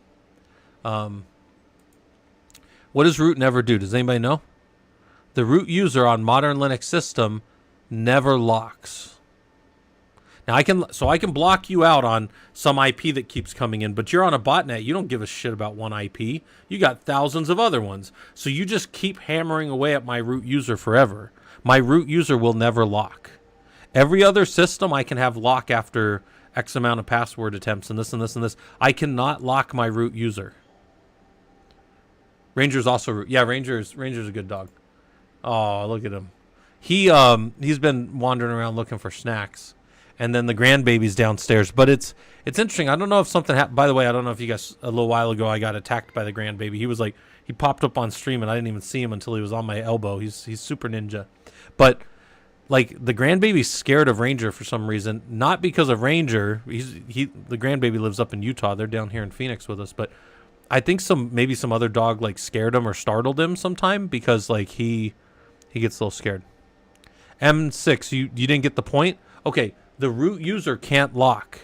So you come to the front door of my house. And you've got a whole set of keys to try. And you're sitting there trying keys at my front door. And after you did 5 keys, I come out and I go, get the F out of here, man. Get out of here. And you're like, okay. And I don't let that key that user, let's say, ever try to log in again. I can lock the user account. But you're standing out there trying those keys, and I come out and I block your IP, so I block that one bot or whatever coming in, but I can't block the root user. You can't lock root on a modern Linux system. That means that as long as you have another bot to throw at it, you have 5 more attempts at my password. Now, granted, is that still going to be a brute force, and are you still going to probably run out of bots before you guess it? Sure, but I can't lock root. So without some other tool like fail to ban or some other thing, which I also have fail to ban running, you can't lock the root user. So somebody can try forever, as long as they don't mind throwing other IPs at it, you know. In this case, though, most people don't do that. But I can tell you guys, like, that's the stuff, my home lab, and that's my actual monitoring of, like, people trying to get in. We are constantly, all of your systems all over the world are constantly being probed and under attack all the time. All the time.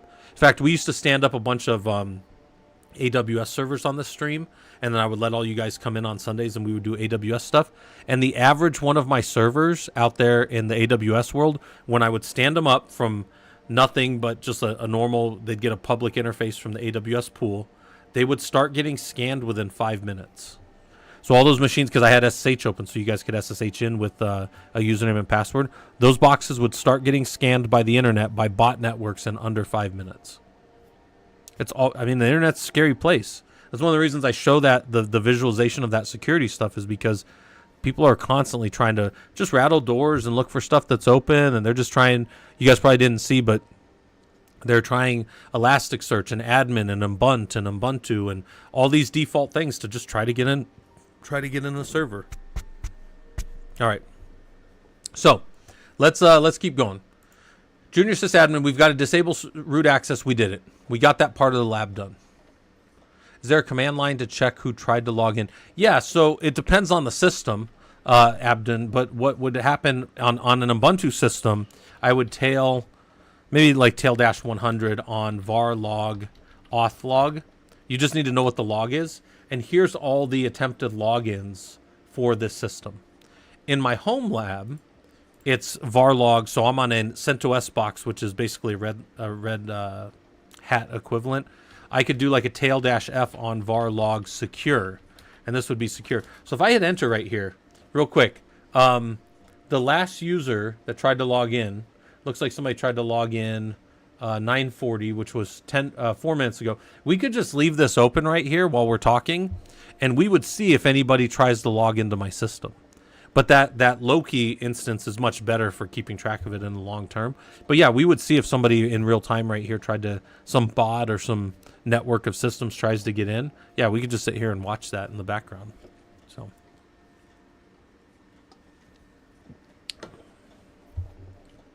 we'll give it a second here. Yeah, people were trying to get in as the root user. You can't come in as the root user in my home lab. So the way around it is you log in as a normal user and then you sudo up.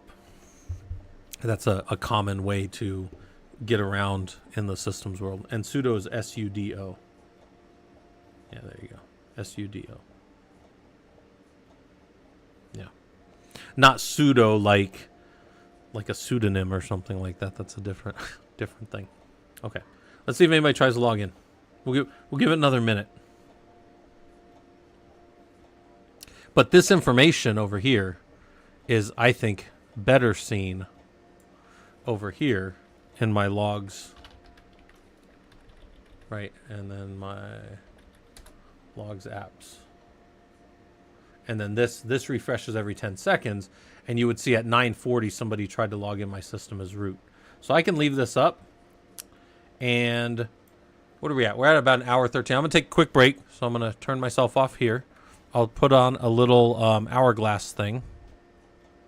Where's my hourglass? And say quick break. And I'll do 5 minutes. Do 6 minutes. All right. So I'll take a quick break. And if anything pops up, if you guys see anything pop up here, and then it would come up over here, you would see somebody trying to log into my system. So you guys, quick break, and you monitor my stuff. You guys are monitoring my stuff for me. Oops, 4. All right, there you go. All right, I'll be right back, guys.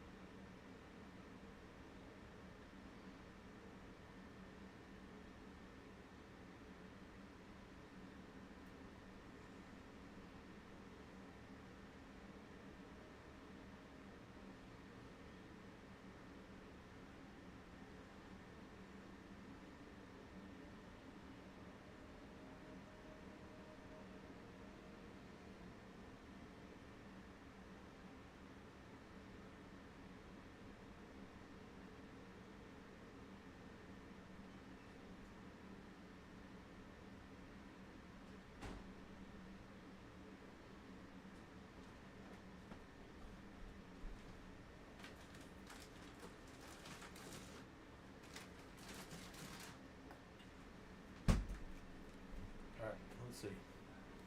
What we got going on in here? Nobody's tried to log in. All right.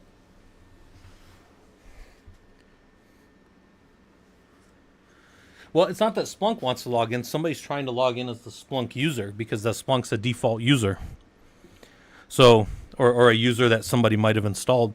So a lot of these things here are just bullshit things that people tried. Raspberry Pi is very common on Raspbian Linux, right? Also, PI is very common, so that comes up. So these are just the names that somebody picked. It should be varlog auth.log on Ubuntu. Auth.log. Varlog auth.log. On Ubuntu systems. And I've shown you guys before, like, we have labs on how to set all this stuff up and how this all works. It looks like it's really slowed down attempts to get into my systems. Because normally I expect over the course of 6 hours for there to be a few hundred. And I'm only seeing about 40 right here or so. So, yeah, maybe close to 40 or so. Yeah. I'm used to hundreds, you know. But I also keep track of how many total have been locked out forever. And I think we're up around 40,000 IPs that we've banned forever.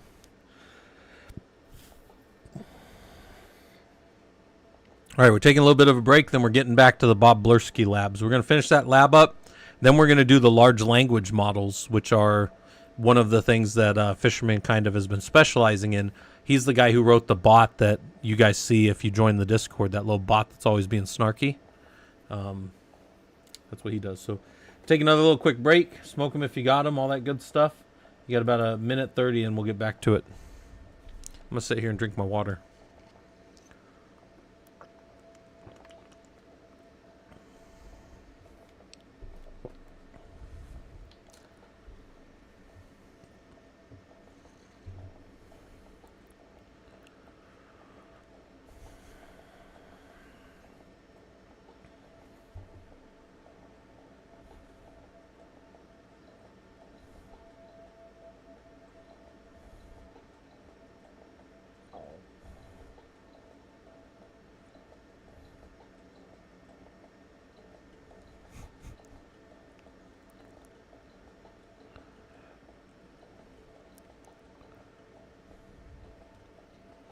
All right.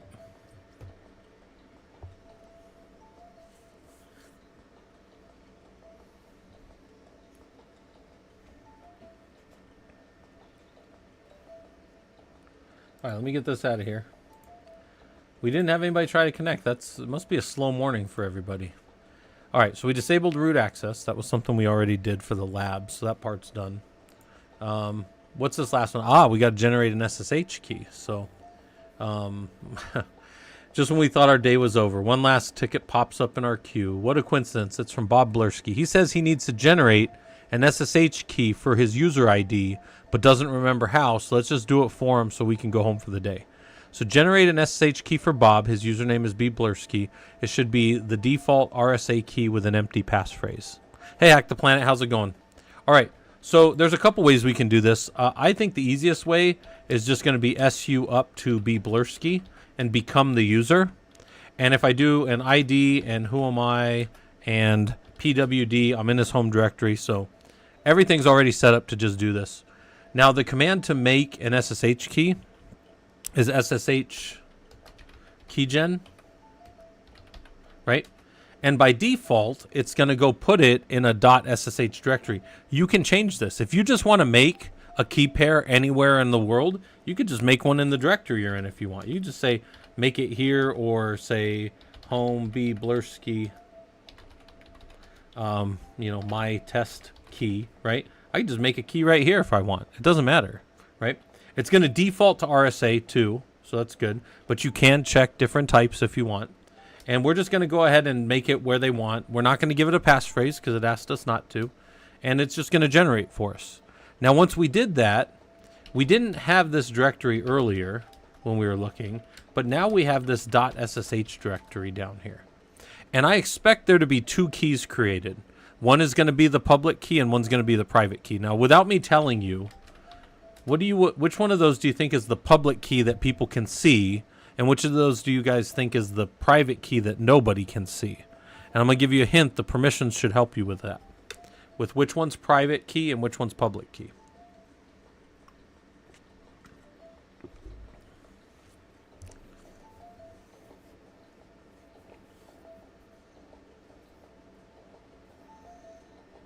Anybody got it?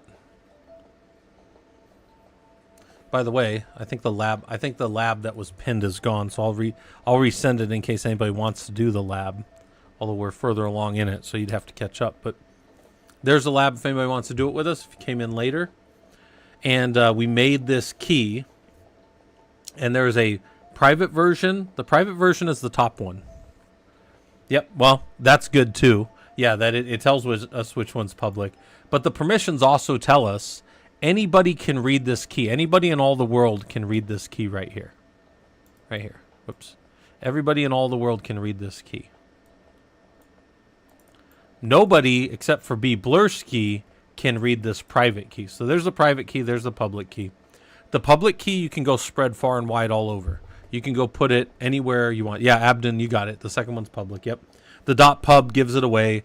The fact that it's 644 as opposed to 600 is, right there. Which one can be read and which one can't. If you ever look at keys, the public key that is, again, fair to go push wherever you want is always going to be, so if I just more that public key, that is going to be the key that gets pushed into the authorized keys of any server that I can connect into. Now, he doesn't make us do that in this lab, but if we go to like my home lab here, because you guys have seen I'm keyed everywhere in my home lab, right? So cd to root.ssh, and in here I've got these different keys. And I would never let you see the ID underscore RSA, but the public key I can do whatever I want with. So more, I'm going to make this a little bigger so this pops up a little easier to read. More ID underscore RSA dot pub. There's my public key. So then I SSH over to a box like host box, right? And in host box, I'm now the root user, right? I'm in root. We'll go to .ssh. And if I ls in here, I've got these known hosts and authorized keys. So if I more authorized keys, the one entry that I expect for sure to be there is that public key right there. And there it is. Those are the exact same. If you just look at the end here, RB, capital B, M, BN1, there's a coincidence. And then maybe up here you just looked at like 1G7LOE, 1G7LOE. You only need to typically find about 5 numbers at the end and at the top, and there's a very low chance of a collision outside of that. So you can basically just verify that those are the same. If you were like, I need to exactly know, we could throw them both in a file and just do a unique, and we'd see that they're both the same line. It would just sort down, it would unique down to one line, and that's another way to find that two things are exactly the same if you don't trust it. But we know just by eyeballing it that those are the same. Also, you might know because I just SSH directly into that box, right? I didn't need a key to SSH in there. I just jumped in it. So that's good too. All right. But anyway, so we did that lab. We built that. And then it says, look at you. You're on your way to becoming a junior Linux admin. You're able to monitor the CPU and track things. So you did all that. You installed software. You disabled root login to a system. And then you generated an SSH key for a user. So those were a good number of little things that we did in this lab. If you did them all with us, you're probably like, huh, I knew how to do that. Hey, I knew how to do that. Maybe all the time that some of you have spent as a hobbyist have gotten you pretty ready to go do this stuff professionally if you want. So, the stated goal of our professional Linux users group is to get you guys doing this stuff professionally. I know that most of you can. If I could do this stuff professionally, I know you can. So that's the point of these labs and to kind of show you what's going on with that. Okay, so all we do on Sundays are labs, right? That's the goal of Sundays is lab Sundays. So let's go back here. And the last lab we're going to do, yeah, less than an hour and you've already learned a lot. Abdun, that's the goal, right? And then also to let you guys know that we've got a pretty cool little Discord. Here's our Discord over on the Twitch side, and I'll link it over to you guys on the YouTube side. You guys are all welcome to hang out down in there. We never charge anything. Discord's just a place where, again, we're up to like 1,600 people, so it's really cool. This is probably my favorite lab that Fisherman put together. because he runs the bot for our Discord. We got a little bot in Discord that like you can ask questions to, and it's just a salty old Unix admin. And he put it all together, and he shows you how to do it here with Ollama and the Tiny Llama model, which actually is a small enough model.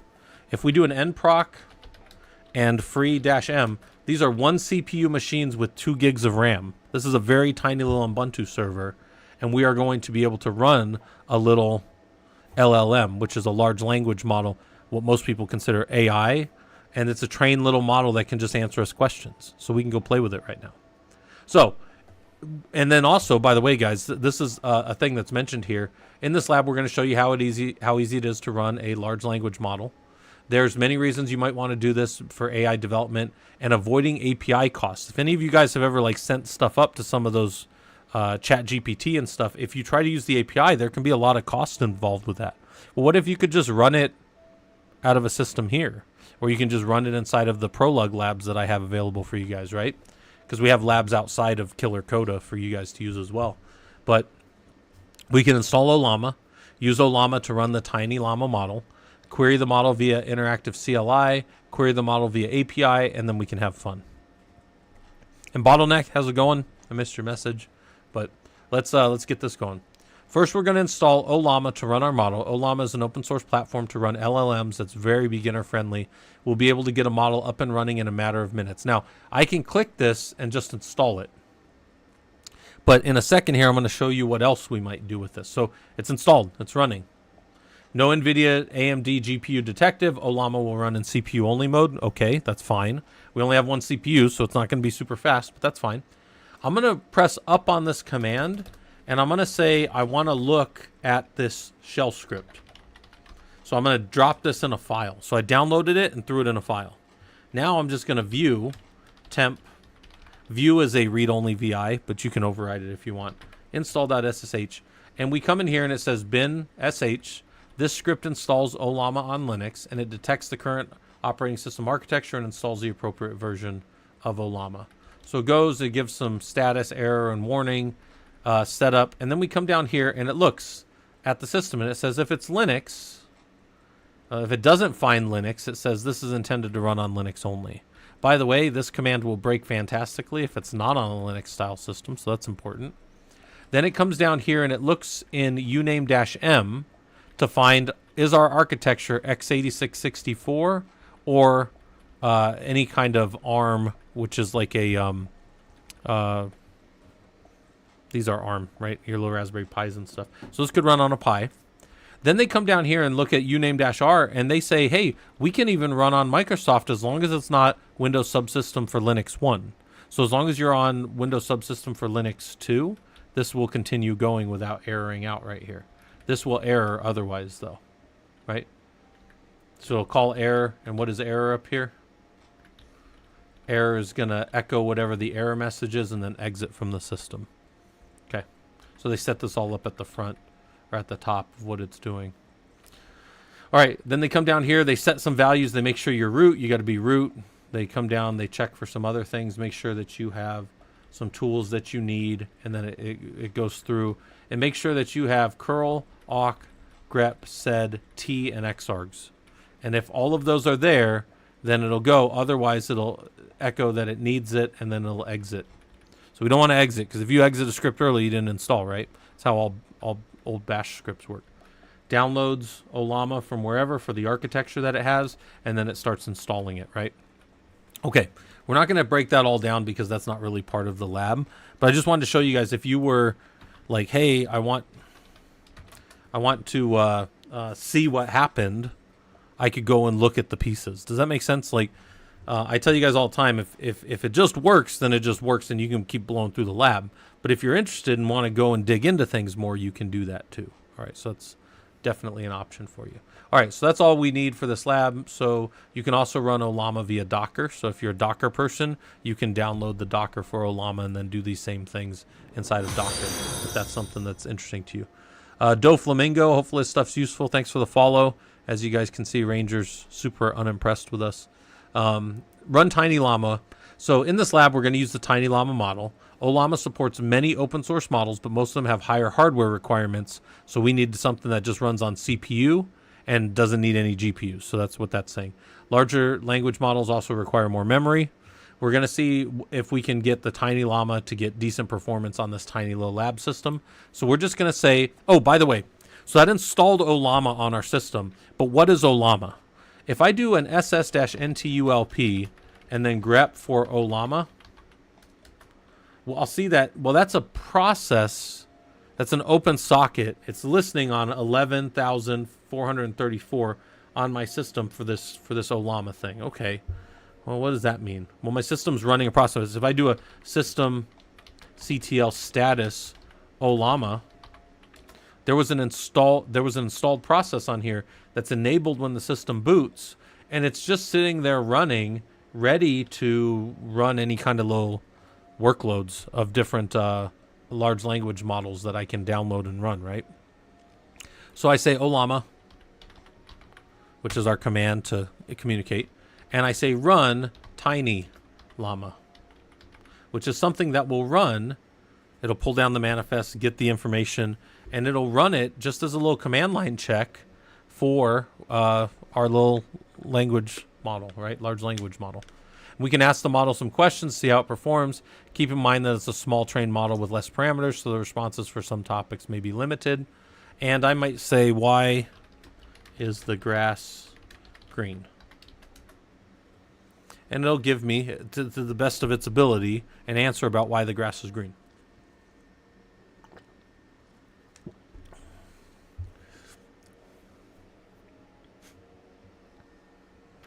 That might not be completely accurate, but it's the best it could do, right? This, it looks like it's answering something from like a blender or some kind of like, yeah, this is not exactly right. That's not, the grass is not green because it's rendered. Hold on, guys. The simulation is gonna break. Don't talk about the simulation right now. I always ask it, why is the sky blue? Does anybody here remember why the sky is blue? Anybody been here for my streams before? Why is the sky blue? Who knows? Who knows my previous job in the military? Why is the sky blue? Somebody knows. We've got almost enough people here that I could say that somebody should know why the sky is blue. Anybody know? I know if any of my regulars are here, if they know why the sky is blue. Sky is image render shading. Oh gosh, this thing thinks we live. Light hitting the alt particles. That's fair. Naive reflection from water sea. Fair. No, it's if you guys haven't heard. So look, this is talking about some kind of render thing. This is like, this was trained on like Blender. No, the sky is blue because God loves the infantry. Yeah, I was an infantryman. So it's the sky is blue because God loves the infantry. The infantry wears blue cords. The army infantry anyways. I don't know about the Marines. I don't think they do that. Okay, so now I'm going to hit Control D and stop this from running. But now I can move forward a little bit and say, okay, let's interact with this through an API. Remember, he mentioned earlier, like there's this dev stuff that can happen. And let's say you wanted to have a chat bot like down in our Discord. I don't know how much you guys have played with this, but down in our Discord, we've got a much better bot. Let's go to our off-topic channel, and we'll just say ask down in our channel. This is going to hit his API for his bot. His bot is always watching, and when I say ask, why is the sky blue? This is a better trained model, but it's acting though as though it's a sysadmin, right? It's a crotchety old Unix engineer, and it's about to get crazy here. Just off the top of your head, do you know why the fans produce cold air instead of only hot air? Crash Boy, it's actually interesting. I don't think they actually do produce cold air. I think it's just the air is cooler passing over. But it's interesting because I heard a question about that recently. Why do you blow like this for cool and like that for hot? Does the movement make it lose kinetic energy? Interesting. I don't know that. I didn't do all that. Sky blue, you've got a system to manage, not some childish questions about the color of sky. Focus on your own problems, not mine, and use the right tools for that. Google it if you must know. So see, it doesn't know everything. But if I said, ask, can you read the man page for Ollama for me, right? I can ask it to read a man page or something like that, and I think it'll maybe I could ask it to use manual. All right, so the bot's a little salty this morning. But the point is, the same guy who wrote this lab is the guy who wrote this bot. And this bot does all kinds of stuff like introduce people to the server and other stuff like that. But where I'm going with that is we can curl and hit our API and we can generate little prompts like this one, which is why is the sky blue? And what it'll do is it'll go and it'll hit and it'll respond to us in this is what we call a synchronous fashion. So some of you guys have done APIs or you've done queuing services and stuff. And in a synchronous call, we make a call to a service and we wait for the answer to come back. We can wait for the answer to trickle back to us. We can do whatever. Yeah, fans don't, I was going to say, strictly speaking, they don't actually produce cold air. They just move air. I do have a lot of fans around me, though. Also, Yumoon, you got here later. I don't know if you saw it, but I had the grandbaby pop up right here next to my elbow, and I didn't even know he was there until he was on top of me. He snuck around my green screen, got up next to me. All right, look at this. It's answering, but this is what we call a synchronous, where we're waiting with an open connection until the call is finished. An asynchronous call, I just launch stuff off into the night and go about my day, and then I'll get something back. And that's what I want here. So I'm going to press up in this little directory here, and I'm going to say, you know what? Right here at the beginning, I'm going to add this information here. Stream is going to be false with a comma after it. And when I set that, because that's how I delineate my fields inside of JSON, because we're feeding up the body as JSON, I'm going to ask that same thing, and now it's going to sit and wait. It's going to sit there and spin. It's going to ask that full question, and this is still technically a synchronous call because it's waiting, but I could have asked that call and then went about and done something else if I wanted to, right? What happened? There was a message deleted. I didn't even see what the message was. Okay, I missed whatever the message was on the YouTube side, but anyway, so here's the information about it, right? Okay. So what if we wanted to use some other tool for this? Grandbaby already uses Arch, by the way. Yeah, Yumoon, I asked the baby over here, the grandbaby, when he was here, I said, what, you want to help me do Linux? And he ran off. He said no, and then he ran off because I guess this wasn't super interesting to him. So it's interesting. On the Twitch side, I don't think you can retract your own messages, can you? But on the YouTube side, apparently you can, because I haven't deleted anybody's messages. So let's hit check, and it'll say finish. I want to show you guys something. I wrote this a while back from this. If we could run any of these commands, we can do it with Ansible. So I'm going to say apt install -y Ansible. We need the -y because it'll add all the dependencies for Ansible.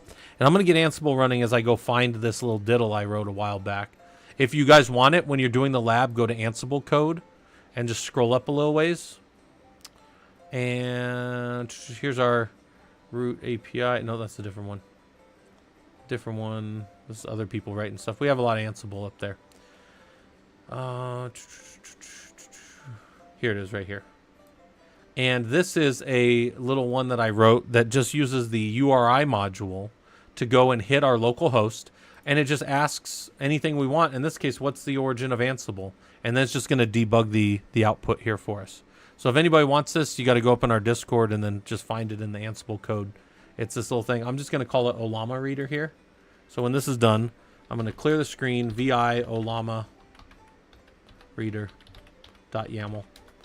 I'm just going to pop that in there. Look at it. It's all those same pieces that you saw from a curl, but now we're using the URI module. URL that we want to hit, and we're going to do an API generate. We want to return content. Method is going to be post. There's our JSON data with whatever prompt we want. Timeout is 90 because I found that sometimes it couldn't do it in 60 seconds. Body format is JSON. We're going to register the variable Olama from that, and then we're going to debug that JSON response to see it come out to the screen. That's all we're going to do, right? Simplest little thing. And then we're going to say Ansible playbook. And by the way, it's just going to go against local hosts, so it doesn't go look for a host group, so we don't even need an inventory file. Olama Reader. This will run. It'll hit our server. our local server, and it'll call that local API, as I said, and ask it what's the origin of Ansible. Then if it comes back in the 90-second time, we will have a response as a debuggable variable, and then we could use that with Ansible to go, I don't know, load that up on a web page, or I don't know, be a smartass somewhere on a Discord or something. All of Fisherman's stuff is written in Python, so I think he actually put that on his GitHub as well. So if you need any of that code, or if you want to ask him about, hey, how did you plug into Discord, he's always available for you guys to message him stuff like that. And here's the answer. Ansible is an open source automation tool. It's been around since 2003.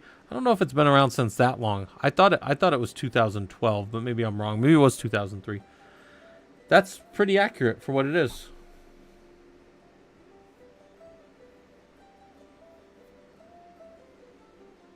RMS must have been. I didn't even know it was around back then. Current version of Ansible is 2.9. They have a little bit newer version of it, but both Ubuntu and Red Hat still ship with 2.9. So there's that. Yeah, that's kind of weird. I thought that was. I think it's saying when Ansible was first developed by RMS, but yeah, that's a weird thing. Yeah. Creator of Linux. Yeah, that's wrong. But we know that not all of the things that come out of LLMs are ever right. So we always gotta filter things down. But it's an interesting thing that can go and find stuff out about the system. So if you get that far, it's actively hallucinating. If you get this far in the system, you can start to use other tools that you've figured out and played with. But this goes back to what we were talking about. Like, what if I wanted, just, I don't know, I was generating like a little, I'm generating my code every day for my update. I'm pushing out all the status of my devices, and every day I just want to tell a little joke or something, and I just ask this to build a joke for me or something, some corny joke, and I put the joke at the top of all of my daily updates or something. I don't know. Maybe that's the candor of your team. Maybe that's something that kind of fits and is funny to you, but you don't want to go. It's a fine little model for what it needs, But if you were testing, look, and guys, think about this, how you test stuff. If you were building something that just goes and hits an API, you don't need some super robust API out there. You don't even need a correct API. This thing could be telling you that everything came from Mars and the moon is full of cheese. Who cares? It's responding to your system that you're building. Later on, you'll add and make it point at a real API that really is coming from ChatGPT or something like that. But if you're just an app dev and that's something that you're interested in doing, or you're just building little model, like, stuff on your own, having a little tool like this that you can just bounce stuff off of is way cheaper than having some API out there that you've got to call. So that's the whole point of this, as like a quick little lab thing. And you can ask this thing whatever you want. I can even set that prompt to be handed in at the command line if I want. Put glue on your pizza, drink your own piss, jump off the golden... Yeah. Inspector, I would definitely take everything with a grain of salt, for sure, that's coming out of those, because I've seen some weird stuff. Yeah. Okay, so we did all those labs. Where are we at? We're at almost 2 hours. We typically do just labs all Sunday. That's what we do, guys. Just a lab-type day. But we did all of Fisherman Guy Bro's labs. I would tell you, if you're on the Twitch side of things, feel free to follow him. He hasn't streamed much recently, but we're trying to get him to stream more. If you're down in our Discord, feel free to ask him questions about this and the Discord implementation. He's come in and talked to us about how he's built a bot before, so he'll definitely show you guys stuff. He's a solutions architect. He's a senior solutions architect over with a big cloud provider, but he'll tell you about all that stuff. He actually did a really good talk when he got hired with them. He was with the group, and he told us about how he did the processes and all that stuff. M6, I don't actually know how to do it with Docker, or I haven't ever done it with Docker. It would probably be a pretty simple set of steps, though. I mean, I don't even know, is Docker on this box?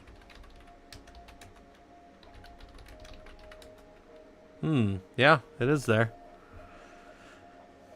Why is Docker image? Maybe it's images. Yeah, there's no Docker images. Okay.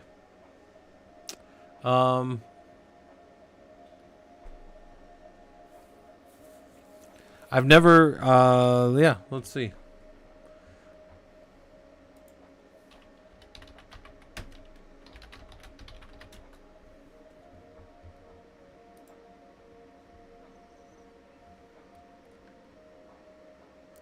I'm gonna run this as CPU only, but I have to change. I want you guys to think about this for a second. This is the Docker Olama page, right? Because the question was, could I go and do this as Docker? Yes, but I want you guys to see something. I'm gonna go grab this real quick, and I'm gonna go to put it in my system, but I'm gonna put a pound in front of it. So, and the reason I put a pound sign in front of it is I don't want to run it yet. Didn't we just set up Olama on this box, and didn't we just say ss-ntulp grep-i, grep-i for Olama? And didn't we just see that we're running it on that port? So we can't use that port again. You can't have the same port for both the process that's on the system and the Docker.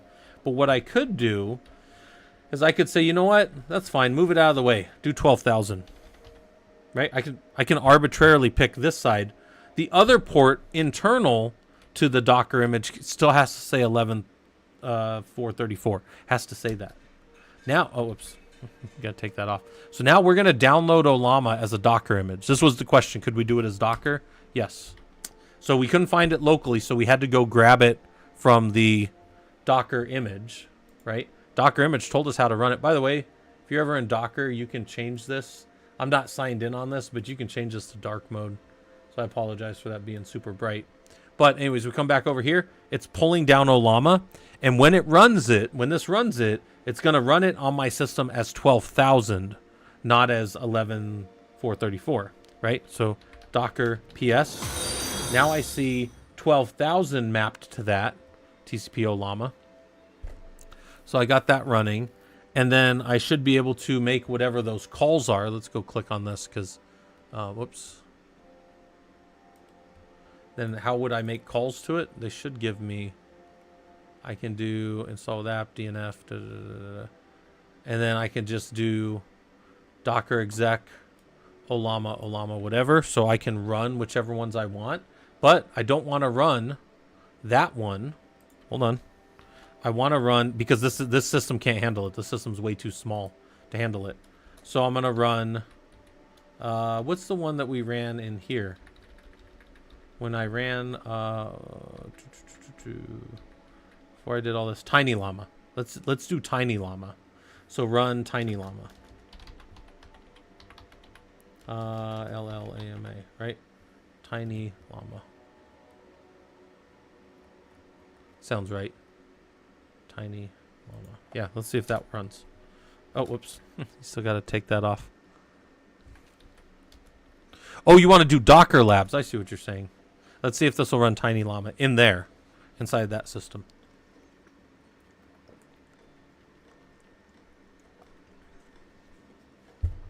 There we go. Hey, we're back to our original music again. I don't know how long my playlist has, but it should shuffle automatically. Let's see. Yeah, repeat all. Shuffles on. Okay. Okay. We can switch over to dark stuff too. Here's our dark music. We'll listen to dark stuff for a little while. Had a first time chat. I can't see whatever you linked. The link didn't come through over on the Twitch side. But if you do want me to review anything, drop it down in Discord and let me know, and I can pull it up. So if anybody ever needs to send me a link, it doesn't come through properly on Twitch. It doesn't come through. It's just asterisks for me, guys. So you have to drop it in here and then just let me know. Also, we had somebody have to get banned out of here. Anyway, so can you tell me about how Docker works? And then now I'm still down in the Docker pod, or the Docker process that's running. Oh, there we go. It's telling me all about Docker. That's exactly what I would say about Docker. That's much more accurate. That's pretty cool, huh? Doing all the stuff we need.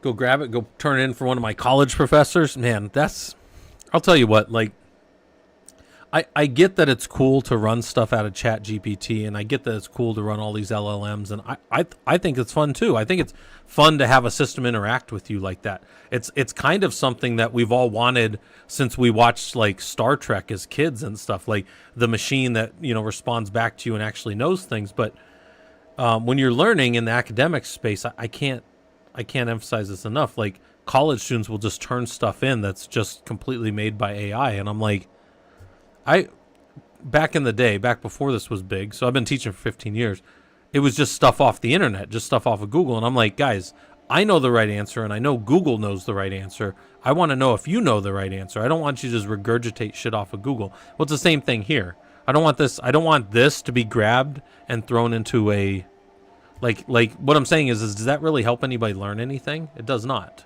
Yeah, this is awesome for, like, if I didn't know anything about Docker, that's a really great start right there.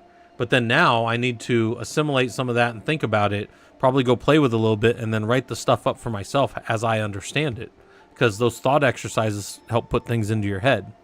And I just think a lot of people are like, nowadays, they're just like, the bot's right. And they just paste stuff, they copy it and paste it over. Well, we saw one earlier, right? It was saying that Linux was originally written by some bullshit company, SM, whatever it said. I don't know. I didn't even remember it because it was wrong. So, tomorrow, we are working on LLM. We're in Fisherman Guybro's labs. We actually got all done with the labs for right now, so we're completely done with this lab. And then we were doing it in Docker. So I'm going to hit Control-C to get out of it, Control-D, and then now I'm back in my system, Docker PS. But we still have that system running, and we still got to connect to it on port 12,000 as opposed to 11,434, which is what we had. So yeah, we're just doing labs. It's all labs on Sunday, tomorrow. If anybody ever comes in on a Sunday and I'm not doing a lab, you should go, you said it was Lab Sunday, because that's what we do on Sunday. We do labs, right? Okay. So I'm gonna jump out of all these labs. Fisherman had some really good labs. I like his labs. These other labs are not mine. I did not write these labs. These are actually Kim Woosterkamp wrote. And I'm going to link them to everybody, but then I'll pin the one that we're working in. These are labs for the CKS. So for people that want to get their certified Kubernetes security, or if you just want to understand security better in Kubernetes, that's what we're going to be doing right now. Can't imagine how college students could do their homework before Google. Well, I mean, they had to know things and they had to read things, mainly. I mean, there's always been Google the whole time I've been teaching, but... and I think Google's a great tool for finding stuff, and so is Stack Overflow and like all these other places. But at the end of the day, like you have to, like in the academic world, you have to make your mind learn how to do things. If I built a little robot and the robot went to the gym with me and then it sat there and curled 80s all day and I didn't ever get any stronger and I'm wondering why, well, it's because I'm not the one doing it, and that's kind of a true thing. How do I move text away from the edges of a terminal window? Well, Chris, I guess you could use screen and you can set things in. I guess you could also use like tmux or something and set tmux to only be so wide. I guess that's how you could do it. There's probably ways to do that in PuTTY as well. I don't know. I guess I've never really had that problem, but I do know you can set the terminal width inside of any of those no-hup type tools. So, all right, where are we at? We're almost at 2 hours. We are doing all labs, but we're going to jump over and do some security stuff. And we got asked a little bit around we got asked around doing some Docker stuff. So I figure I'll just start on some of the Docker container, or some of the Docker labs. So there's a tremendous amount of labs here. I think he's got like 40-something labs here. But some of them deal directly with Docker images. So we will do some of the Docker stuff. And we'll start up here with, where's the one I just saw? Yeah, we're going to harden a Docker container. So we're going to do some hardening of Docker. We're going to reduce a footprint of a Docker file. And then we're going to create some Docker containers sharing the same process ID space so that they can talk to each other and read each other's file processes, right? So we'll just start with this one. And I will link this one for anybody that wants to do it with me. So I will pin it on the Twitch side. And I will link it over to you guys on the other side. Yeah, on YouTube I can't pin it. It'll just it won't pin, but it'll go over there. By the way, if you ever need the full Killer Shell course, here it is. And I think he put it. Hold on here. Oh geez. I think he put all of his stuff Yeah, I'm pretty sure that Kim Woosterkamp has put all of his stuff for free up on YouTube now. So you can get all of his CKS stuff, I believe, up here. So here's his full theory and tooling. And I can't emphasize enough how useful this is as free stuff. I don't know what all this is. Hold on. Let's get out of here. All right. Yeah, this is all of Kim Woosterkamp's stuff. This used to be its own Udemy course. So he's dropped it all up here for you guys. And he's the guy who runs this course. So if you guys don't know who Kim Woosterkamp is, he's the guy who runs Killercoda. So excellent stuff. But we're just going to do some of his labs. If you needed extra help, you can go and watch it on YouTube as well. Okay? His stuff, when he shows you this, is not directly out of Killercoda, though. He's showing you stuff in an environment that shows you how to do different pieces. Okay. Hold on, I gotta get off of this. It's enough of that. Okay. More dark stuff. All right. So this one says there's a Docker file at root image. So cd to root image. And in here we've got a Docker file. I don't know anything about it, but it says some things, right? That's what it's doing. It's building from Ubuntu, so it's going to go download the Ubuntu image. It's going to update it. It's going to install curl on it, and then it's going to do some environment stuff by it's got this environment variable, and then it's got some command, and it's going to call curl with the URL up there, which is an environmental variable that was added, and then this token. And what they're saying here is this isn't very secure. This isn't a very good way to do things. Every layer of your Docker image will keep information in it. So the fact that this token here is left in plain text is something that somebody that downloads your image would be able to go look at in the layers of the image and see that token. Maybe we don't want the user to see the token. We're okay with them getting the file and running this application or whatever in our environment, but there's no reason to expose things that don't need to be exposed. If somebody could ever read that, they can go use it for other purposes or whatever. We don't want that. Maybe we need to keep our production systems just for the user access. Basically what that token's doing is giving somebody the ability to be authenticated as a user and then authorized to do stuff that they shouldn't do. Both of those are problems. No equal sign for env? No, not in the Docker. Not in a Docker file, no. You don't need it. Because they're like keywords. So it's the keyword of environment, it's the name of the variable, and then it's the value of the variable, right? But we're going to clean this all up anyway, so it doesn't really matter. But look, it says use a specific image. And all the things that they have us do are important things to actually harden Docker. And you might say, oh, hold on, Scott.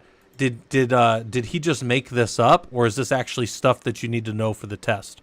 These are things you need to know for the test, one. Two, these are well defined. And you say, I didn't know I could do I didn't know I could, like, this was well defined. Yeah, watch right here. You come here and you say Docker hardening steps. And one of the first things that'll pop up, aside from other people's BS, is docs.docker. And right here, again, I told you guys I apologize. For some reason, I'm not logged in anymore, so I'm not in dark mode. But normally you can look at oh, here it is, right here. Sorry. Normally I look at Docker in dark mode, so something must have wiped. You can use Podman instead of Docker if you guys want. Yes. Here's the link. But here is the things that you should be doing. How you can limit things, how you can make things more secure. And they talk about the different pieces and things that you want to do within your containers, right? So I come back over here, container hardening, and it says that when we're ready, we can use cd root image build and then podman build dot. So you can use podman for this if you want. Yeah, you can use, in fact, he's going to have you use podman in the lab. So we got to do each of these pieces. We're going to make a specific version, because just grabbing Ubuntu, does anybody know if you go and do Ubuntu like this, what's the tag that's added on the default at the end? Does anybody know? What's the version you're going to get if you call something like this? Does anybody know? Umoon's right. You get the latest. It's this Docker file. If I vi Docker file, this right now is the exact same thing as if I did this right here. Actually, he already got it. Yep, Ubuntu latest. That's the exact same thing. If you don't, basically, it's like if you don't tell somebody, you order. I don't know. That's a bad example, but you're gonna always get the most recent version of something, right? That's what you see. But they're saying to limit this back to 20.04. We want a stable version. Yeah, latest is the worst way. In our production systems, we always go off of a packaged version that we've tested in our lower environment and typically have pushed up through a pipeline. That's the way we do these things. And this is where, for some of you guys that are talking about like, hey, I'm a DevOps guy or site reliability engineering person, a lot of times you're building these pipelines that get us to here. So the things that we're doing here, when you're looking at this, we're touching all the individual pieces that are like the low-level things that become part of pipelines and best practices of like a DevOps type. Because DevOps is just standing between all the developers and the old operations people. That title of DevOps is just trying to take dev best practices and make them like with us, sysadmin and systems engineer guys.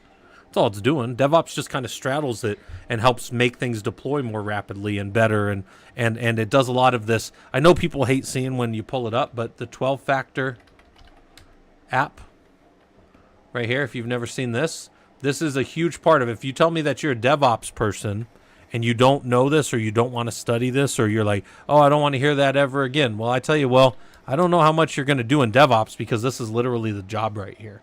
This is literally the job of DevOps right here. That's it.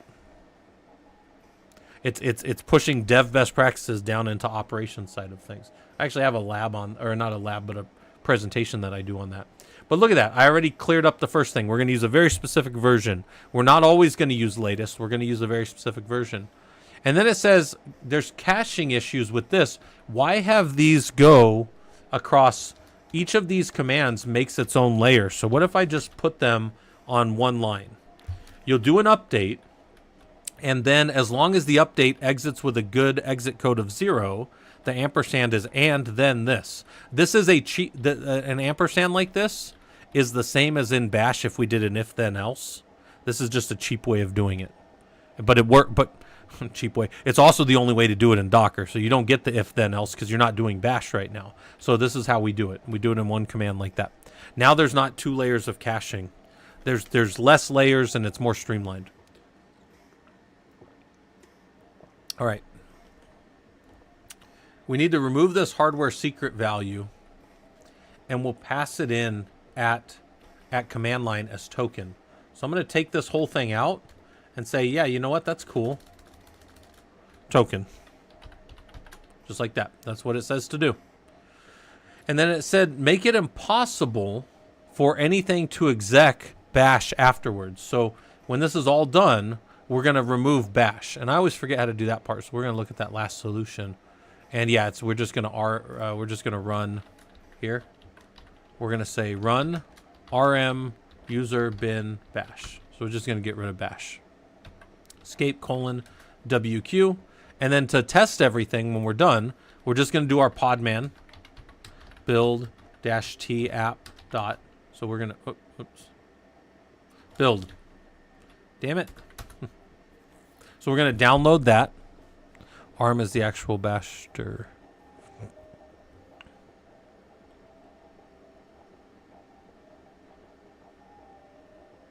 Yeah, that would work too. Absolutely. Absolutely, I agree. Okay, so we get this. We're downloading and running everything inside of our image, right? It's going to then run the image, right? So actually, it's just going to build it locally. So Docker images. We're just going to have it. That should just be images, right? Yeah. Okay. So we built that, and then we can run it now. So, oh, why? Oh. God damn it. Podman images, right? My brain. Podman is fine. So there's our image. There's our file, our app file that we just made 22 seconds ago. 143 megs. And now we're going to run it, but when we run it, we have to give that token at the command line now because we stripped it out. So we're going to make it run for 1 day. And the reason we run it for 1 day is because if you run a pod or anything, any Docker image, and it completes, it'll just close the image down. So we're going to make it sleep for a day just so it stays open. Yeah, the actual bash file. Absolutely. Absolutely. All All right, so now it's running. So Podman PS, right? And then I can see it running now. It was created 11 seconds ago. It got some name. We could have named it if we wanted to. Productionalizing it, I would prefer giving it a name. But a lot of times on the container side of things like this, we just build these and then we push the image up into our repository and we pull it down with Kubernetes. And you might say, well, why? Because it's a hassle to keep track for ourselves. It is a monstrous hassle to keep track of all of the networking, and you have to do that by hand or through automated processes, and Kubernetes just does that better for us. Like, Kubernetes has all the software-defined networking baked in, so it'll do all of the port mapping and those kind of things that you don't want to have to do by hand if you're doing all that. All right. Then we come down here. We can go into the pod, and we're going to go into the pod and try to run bash, right? Run the pod. And this will not work for me because it's not the execution of the container ID for me. So I got to use the right one right there. And it'll say bash isn't found. But is shell found? Shell was in our Ubuntu image. And there we go. And then in here, if I just do a ps-ef, it'll give me all the processes that are running in this system. And then I exit back out of here. I do a ps-ef, word count -l, and I see there's 218 processes out here. So we're definitely in the different user bin to get rid of all. Yeah, absolutely. I think for this one they wanted shell to still be there, but yeah, we don't want shell. We don't want anything if we can avoid it. Yeah, that's for sure. And there we are. We solved the challenge.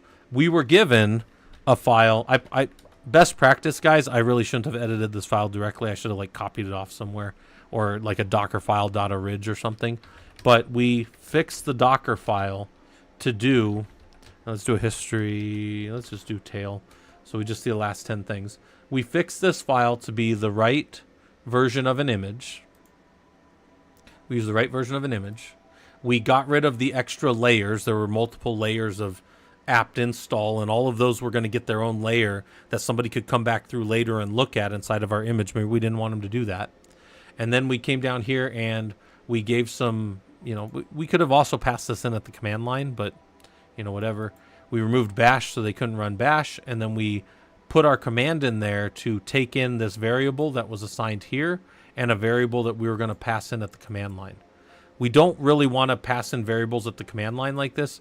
Typically, we would do these as either a config map or a secret out of Kubernetes. Both of those ways work. Would setting the entry point in the Docker file to curl make it more secure and limit how user can run the container? Umoon, that would probably be... Yeah, that could be possible. Yeah. Umoon, there's a lot of ways to do security. There's things we're not doing here that we'll see here in a little bit. When we call it, we can call it as an immutable container, so nobody can change anything in it. Nobody can write to root in any way. And then we can also set the process. One thing we didn't hear, we're still the root user. When I was in there, I was the root user. I should not be down in a pod as the root user. I should just be some, podman or some jerk user, Ubuntu or something. I should have no powers. And we'll do that in some of these other labs as well. So yeah, we could have probably gotten around this, but I think they just used shell because they wanted to curl. So yeah, there's a lot of ways to do it. Yeah. And this is just the way he has us do it in the lab. And your organization will have, again, this is one of those things, like I remember when I did my MBA, this was years ago because I got my MBA back in 2008. And I remember one of the things about business was it didn't matter as long as you could, you could answer almost anything as long as you could justify it. Now in the systems world, it's a little different. It still has to execute, right? You can't just make shit up and not execute it. But my point is, if things execute and if they work, now you still kind of have to be able to justify them. But there's a lot of different architectures and ways to do this stuff that still works. Is there any way to use ML to detect and help with security locally? Alicronial, or Alicron AI, I think that's what that is. Or Sharon AI, I don't know what that is. But I apologize. But I was just reading a thing last night about AI and ML. So I'm doing research for my doctorate right now. And one of the things I was reading last night was about blue teaming and the way that blue teams use AI. So there are a lot of people feeding log information, like my information in my home lab, right? Um, they'll just feed all this stuff in. So by the way, since I last mentioned it, here's all the people that have tried to log into my system since I mentioned it earlier. Bad test dev, some user trying to come in as root, admin root, Ubuntu, or Ubunt, which is part of Ubuntu. But people are feeding this stuff in, and they're just using AI, ML type stuff to look for more patterns and try to determine heuristics and all this other stuff. And there's all kinds of things that, like, there's patterns that are probably going on in this data that we could look at as people, and we probably wouldn't find any patterns in the data. But the system can look, these tools and these different things. This is one of the reasons people feed data into Splunk. They can look at this and go, well, I know that this was a bot network because every 5 minutes, exactly every 5 minutes, is switched over to some other system to try to come into your system. So that means that it was definitely some, bot network or whatever. And then maybe it's stuff like, I've told you guys this before, like systems are really good at looking at heuristics, and I'm fantastically bad at it. But if I wanted to like send requests to a server and I just sat here and refreshed a page or like sent a curl as fast as I could, I would still do it at some weird intervals of within a second or something, But the system could send, a bot can send something exactly every 5 milliseconds, right?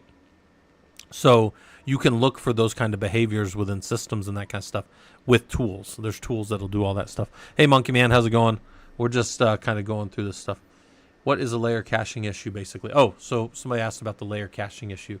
What the idea is when we originally did this, we had a run apt-get update, and that would make a layer to our Docker image.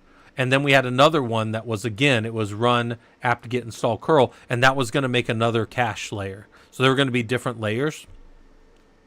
And the reason that's a problem is because, one, it's just unnecessary bloat. So just put in one layer. And two, sometimes people will, and you'll see it in some of the other labs, they'll take tokens and they'll put it in, and then they'll like save it to a file, and then they'll delete the file at the end after they do it or whatever, after they run the command or whatever.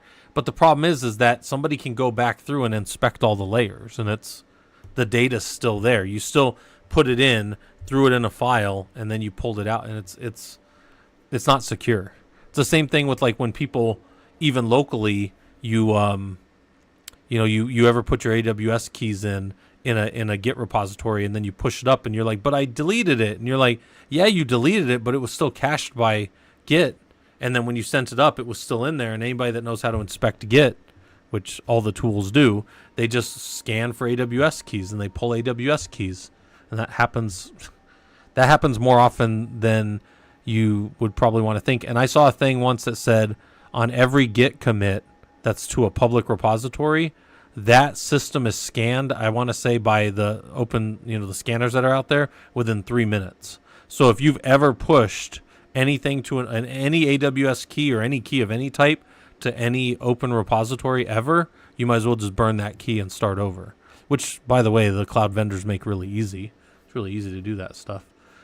But anyway, so this is Docker. We were doing Docker right now. We were hardening a Docker image. The lab was there, so we're gonna go do another one of his labs here. We'll do something similar to that one. So this was the Docker hardening. Where's it at? Let's do. So that was harden an image. Let's reduce the footprint of a given Docker image. So I will link this for you guys. I'll unpin this other one. And I will pin this one on the Twitch side. And then I will drop it in over here on the YouTube side for people that are hanging out on YouTube with us, right? And this is, again, these are not my labs. These are Kim Woosterkamp's labs. He runs this site. And I think this is the best free thing on the internet, by the way. Of all the things you could be doing on the internet, hanging out on Twitch, hanging out on YouTube, whatever, if you tell me, Scott, I want to get better at this stuff, and you want to get your hands on it, I think this is the best way in all the world to get your hands on this stuff. You don't have to set up your Windows subsystem for Linux. You don't have to set up your home lab. You don't have to join a Prolog. You can just go on here and do this stuff, right? You can just get your hands on it immediately right now.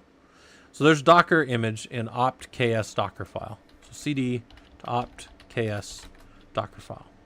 I'm going to copy the Docker file here to temp Docker file. I'll just copy it to temp, right? Just so I have it before I go changing anything. And it says build an image named base image from the Docker file, run a command named C1 from that image, and check which user the sleep process is running inside the container. Okay. So vi Docker file. And it says from Alpine, and they give a version of Alpine. Add a user called app user, and then command to make sleep 1D. Now, we ran an add user, but we didn't actually change anything, so okay. They didn't tell us to change anything. Let's cat Docker file just so we see it. Okay. They said build an image from it, and then I would just run it. So I'm down in here with it. I can build the image, but I can also look over here. There's all my pieces. We're going to say Docker. Oh, this makes us do it, I think, both under Docker and Podman. Build-t base image from the local Docker file. It downloads and pulls the Alpine 3.12.3, and it builds all the pieces. Now, Docker exec, and in this case, oh, we haven't run it yet. So we need to do a Docker run. So if we do Docker images, we'll see our image. Docker run, we don't see anything running, right? Sorry, Docker PS. We don't see anything running yet. So Docker run, we can give it a name, C1, and the image is going to be base image. So we run it. Docker exec C1, and we just look at PS. So this is not going to drop into the shell and stay there. This is actually just going to drop into the shell and come back out. And we see that the sleep 1D is run by the root user. That's typically not what we want to do, guys. All right. So if we want to get rid of it, Docker rm C1 -- force. We'll get rid of it. And then if I go do my Docker PS, I see nothing running. And if I do Docker images, I still see the image built there, but it's no longer running, right? So they're like basic little Docker commands to like get some of the stuff going. Zi-Fi said, what about bug bounty hunting? You have any recs for practicing and learning? Zi-Fi, there's a lot of good bug bounty tools out there. There's things that you can sign up for and get into their programs and stuff. And I think that that's probably one of the most common ways people do it nowadays. But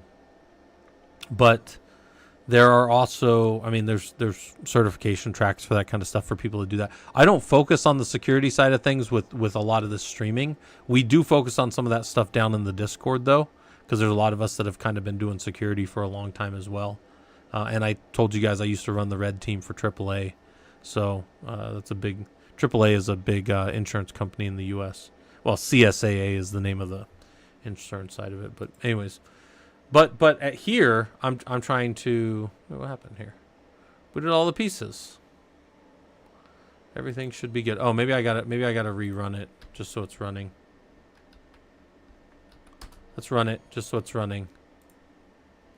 There's my successful. So they wanted it running to finish, but you could stop it if you wanted to, right? So now it says modify this image to run the process as the app user. And then it says modify the base image with our change and build a new container C2 from that base image. So now we're going to change this base image that we just pulled down and created. We're going to change base image from whatever we do in this Docker file. We have an original version of the Docker file, so we can come and look at it later. But let's go look at this. So we added the user, but now when we run the command, we want to run as a user. So let's go look at the solution here. We're going to say user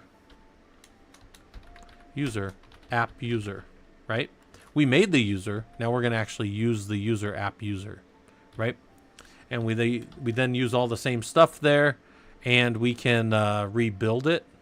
So just rebuild our Docker image. I'll press up like 100 times. And there's our build. We're going to blow away the image that's there, right? Blow away the base image that's there. And we're going to rerun this, but we're going to call it C2 this time, right?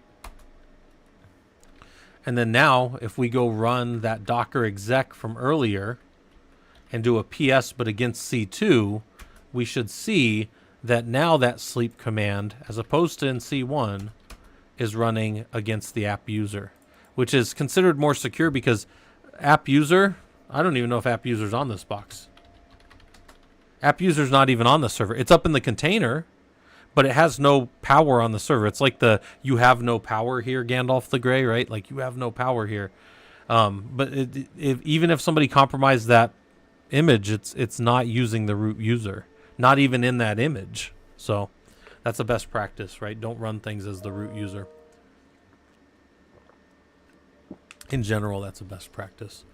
All right, so we have that now. We have two running, by the way, Docker PS.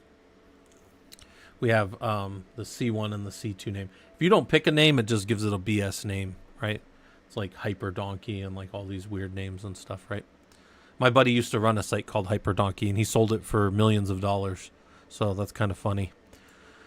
And you might say, well, what the hell was a Hyperdonkey? It was a, they were like a server reseller, and like they did support in data centers and stuff. And the name was just Hyperdonkey. I don't know if that, I don't even want to search that on stream, but that was the name of his company back in the day.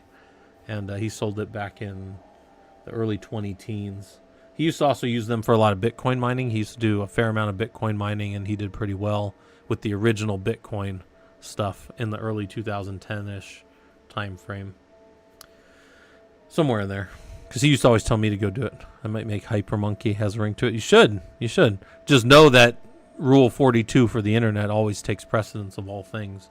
So it's very possible that Rule 42 is always accurate, but it yeah. All right, anyways, so that's that image there. Yeah. That's why I'm not going to Hyperdonkey, because I don't know what's there. So we have all these labs to do. Let's go down here. I think we have so let's go compare. We're going to do some manual static analysis of Docker and then K8, so in the actual Kubernetes. So this will be security stuff based on some of that stuff I already mentioned and we just kind of did hands-on. But now this is just going to be comparing two files and talking about why things are secure or they are not. So let me get rid of the old pin on the Twitch side. Unpin the message. Let's pin this. All right. On the YouTube side, here you go with that message. I know it's not pinned, but you guys can still go to it. And let's look at what they want us to do. There's basically 3 different pods that we're going to look at. Oh, and here's the best practices. So Dockerfile best practices, really an important page to know if you're going to go take this test. So let's cd to root in secure. And in here, oh, whoops, we're going to move things into there. Let's cd into root apps. And there's 3 app files. 3 Docker files of app 1, app 2, and app 3, and then there's 2 versions of the file. So the first one, they just want us to look at app 1. We'll look at the solution, right? The solution's always fine, but let's look at cat app 1-2, and then let's cat app 1-9, and let's look at those, and let's figure out which of these 2, knowing those rules that we already saw, we built and touched some of these. Which one of these 2 things do we think is more secure? All right. So we've got this version down. This version up here says from Ubuntu. Both of them are doing the same insecure thing of pulling the latest Ubuntu. It is what it is. There's no, that's like a push. Both of them are insecure, so we can't decide there. One says Debian front end non-interactive. So does the next one. I can't get anything there. We've got the run apt-get, and these both look fine. They're both the same, but they are all on one line to both get the update and then install Golang. So Golang's there. Then we're going to copy in our app, and our app is app.go, and that's fine too. There's nothing functionally good or bad there. But then after that, we're going to run CGO enabled go build app.go. So we're going to build it, and then this guy is going to immediately run the app. So we built the app and we run it. This one is different. After we build the app, we now pull down the Alpine image. We copy from the first image app into there. And in the Alpine image, we run the app, the Go app. All right. So the difference between these two, we saw no differences till we got to the bottom. One of them builds the app and runs it in the same container. And one of them builds it in the first container, pulls down a different container, copies over the built, the compiled Go, and runs it over there in Alpine. So which one of these is more secure in that sense, right? And that's the thing to think about. So they're going to give us some Docker file best practices. Multi-stage build, right? I agree. So we come over here, and it says, what's a Docker file? This is the link that's in the lab, but I will also link it to you guys so you have it.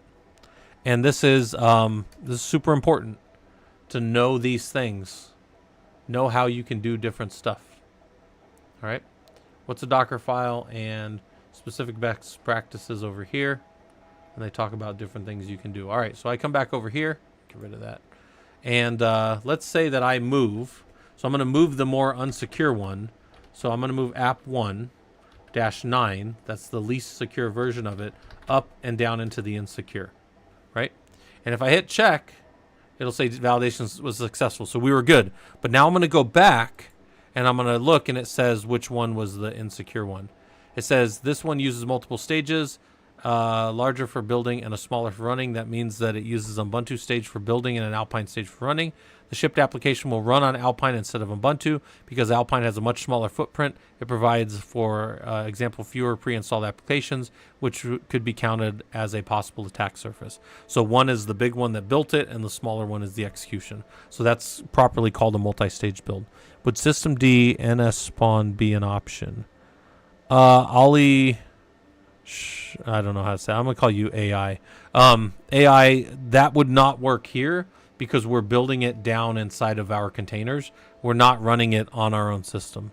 So, I don't even know what ns-spawn is. I don't think I've ever even heard of that. But no, we're not using systemd. We're doing this inside of containers because it may leave this server that I'm building it on.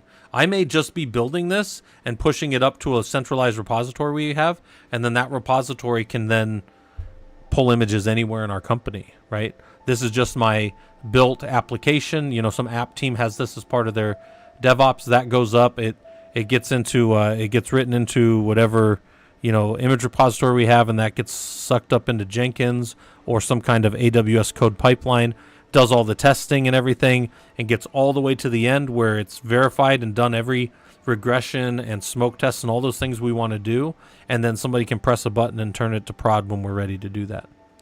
Systemd ns-spawn, spawn a container OS and a lightweight. No, I've never messed with that. I don't know. Maybe that might be useful.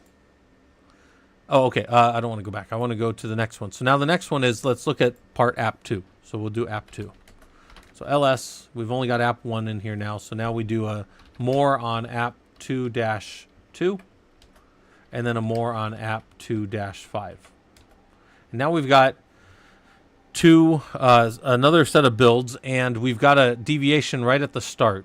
The first one is just calling Ubuntu, and the second one is calling Ubuntu, but it's being very specific about the version.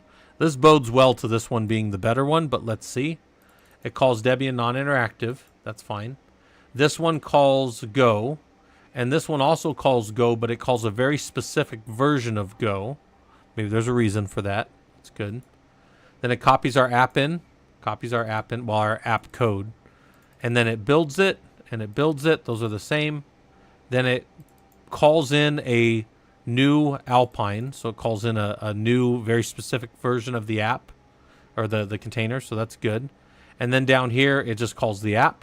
But up here, it adds a user and a group and does all this other stuff, and then it copies it into home app user, and then as the user, it runs our app. This, to me, is much more secure.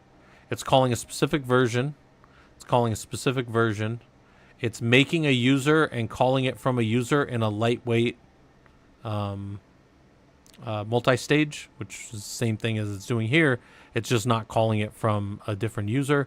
I'd say that this one's definitely the more secure of the two. So I'm going to take this one and I'm going to move it. App up into insecure, like that. We can check it, and that's successful. And then, let's go back and look at our solution for Y. And it said that one creates a new user and doesn't run the application as root. That's important. Not running a containerized application as root can provide security advantages. For example, attackers are able to perform remote code executions because they would be executed under a less privileged user instead of root. So there we go. Again, guys, we're not doing my labs. These are just labs out there on Killercoda, but they're absolutely critical for like Docker and Kubernetes system security. So I think these are great ones to go spend some time in. And then if you have nothing else on your resume, you could at least put down that you understand Docker and Kubernetes security. You've built some images. You've done some of these different ones that we were just doing where you've built some images. You've secured them and you understand how to talk to it. And if anybody, at least, you're going for a job, you're kind of going for like a long shot or something like that. And somebody says, well, what do you know about, Docker file security? What do you know about building Docker files? And you go, well, I know that you shouldn't just pull the latest. That's a common mistake that people make. I know about that. And they go, what version would you pull? And you say, I don't know. I just make sure that it's a stable one that we've tested in our previous environments. That's pretty valid for most people that have done systems work. Most people that have done that, well, well, we did test it down in dev before we brought it up to prod. Because I don't know what version they're on. 2004 is a pretty old version of Ubuntu, but it still works, right? Yeah, I think these are really good labs. So, all right. Let's do the last one. Let's go look at the last one. Perform a manual static analysis on app 3. So we've cleaned up app 1 and app 2. Now let's look at app 3. So more app 3-1. And then more app 3-4. Oops.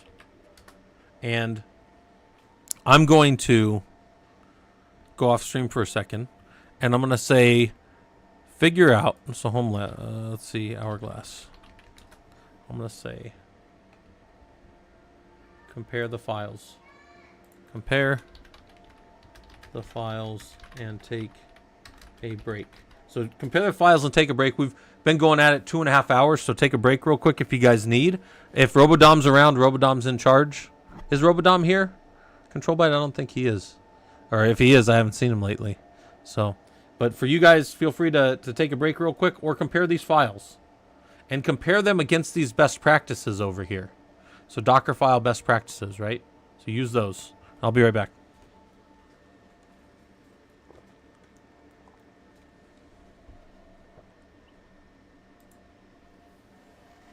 It's all labs on Sundays, guys. That's what we do. All labs. Just lab work.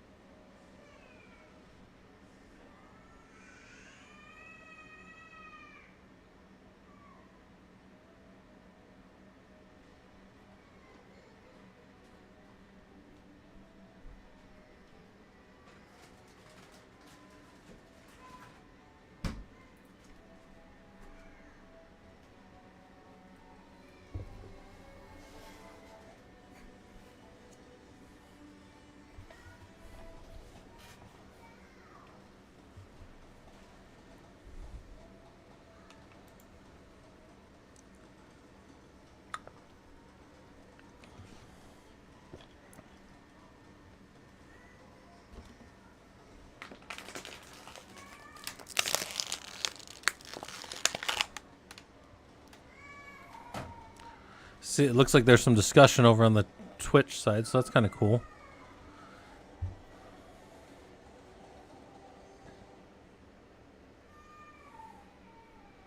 It's good. Let you guys keep looking at it for a little bit, thinking about it.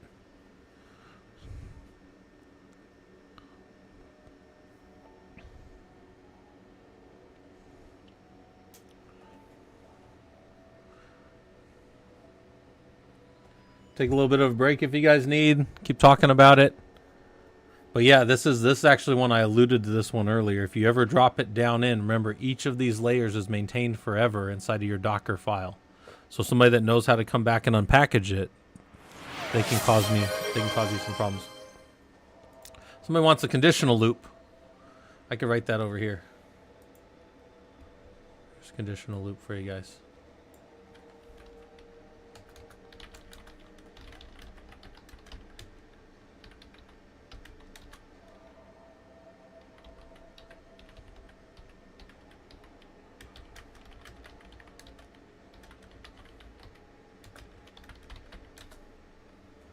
There you go. There's a conditional loop that conditionally checks to run forever and never stops running. Hopefully I got your name right. It looks right. Now that is very bad. The way I wrote that is very bad computer science, but it is very good from a admin perspective, because while true like that can check something for you while you're doing other stuff.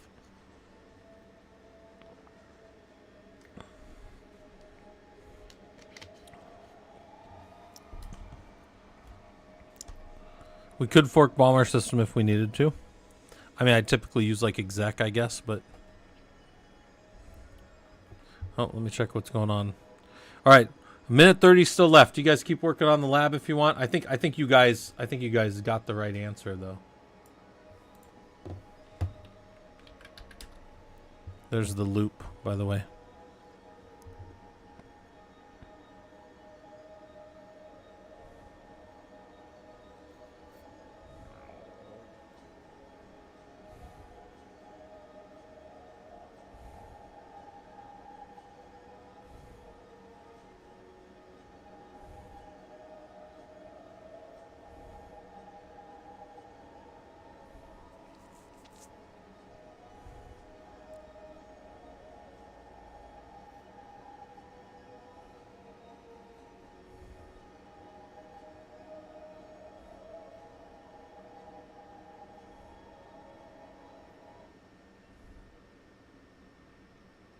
All right.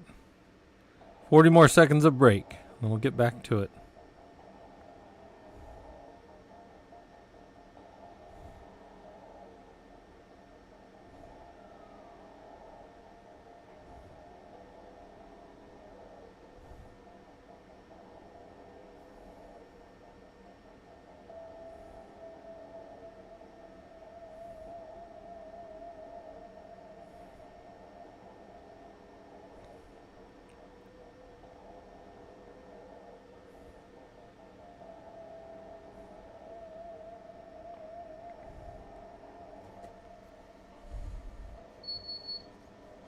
Is Dive installed on the Killercoda VM? It would be a good way to demonstrate. I don't know. I don't know if it is. Let's take this break thing off of here. Take Alex off of here. Alex, you're the best, but we got to clear it out. I want to get this is my home lab environment, which I got to work on later. I got to get this thing done that I told you guys I'd get done for you, but I will do it. Dive installed on Killercoda. I don't know if it is. Let's see. Nah, I don't see Dive on there. We could probably install it, though. So, guys, back to this problem real quick. Which one of these did we decide was less secure? We thought it was this one, right? Because we're making a secret token and then writing it into a file and then running it from the file and then removing the file. But each of these layers still exists, so that's not really considered a good way to do this when we first build the image. So this one is the least secure of them, so I'm going to move it. Move that one up and down into insecure, and then we can do our check, and it says validation successful. If we want to go back and read the solution, it's right here, and it says there's the problem. It's persisted as a layer in the container even though the file is later deleted. So we're going to look at this a little bit here in a second. It's going to make sense that in a second, because when Kubernetes pulls some of this, it's going to put information in, and we're not going to want to just put it down in the declarative language that we're writing, we're going to want to write it over into a secret or into a config map and then pull it in as the container is deployed. So the container, or they're pods inside of Kubernetes, but as the pod gets called, it's going to go check out any of the information that it needs from the cluster if it's allowed to do it. So we'll get to that here, I think, in the next set of the labs. So, okay.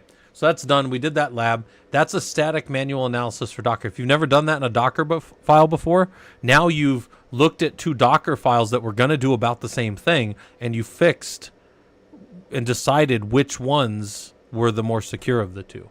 So maybe that's a little bit advanced. Maybe you've never even built a Docker image. There's actually building Docker images in these labs. I tell you guys, Killercoda is one of my favorite spots on the web because now I don't have to go and figure out how to get Docker installed and build Windows subsystem for Linux. I can just go up in the shell or go right in a browser and just do this stuff. So, all right. Anyways, let's get down here. Let's go to. We're going to do a very similar thing, but we're going to do static manual analysis of Kubernetes files. So now these are K8s, right? Kubernetes files. And we're going to look at which one of these are the more secure. So the rules for these are found in a few different places, but I will show you them as we go. So here's our tip. Enforcing read-only root can make containers more secure. So, okay, so let's go look at cd to root apps.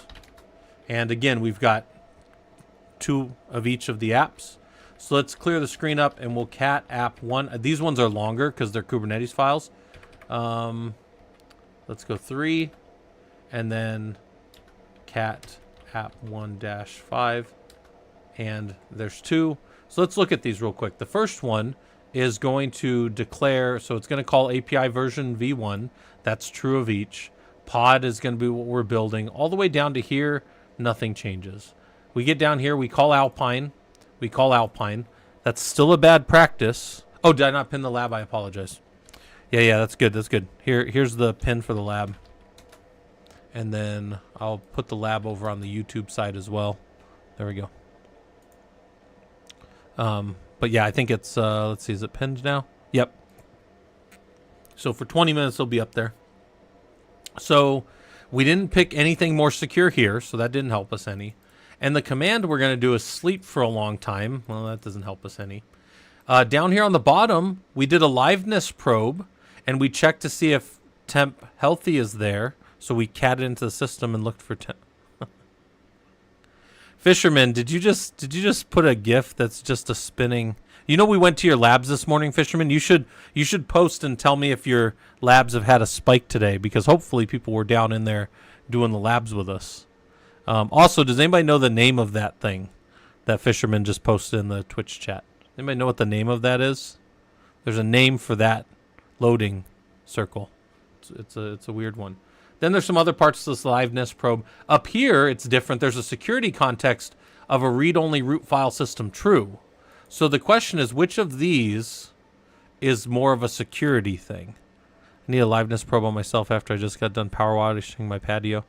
Fisherman, can I tell you, like, is that as fun as it seems? Because, like, I really want to get a power washer and power wash the front of my my driveway.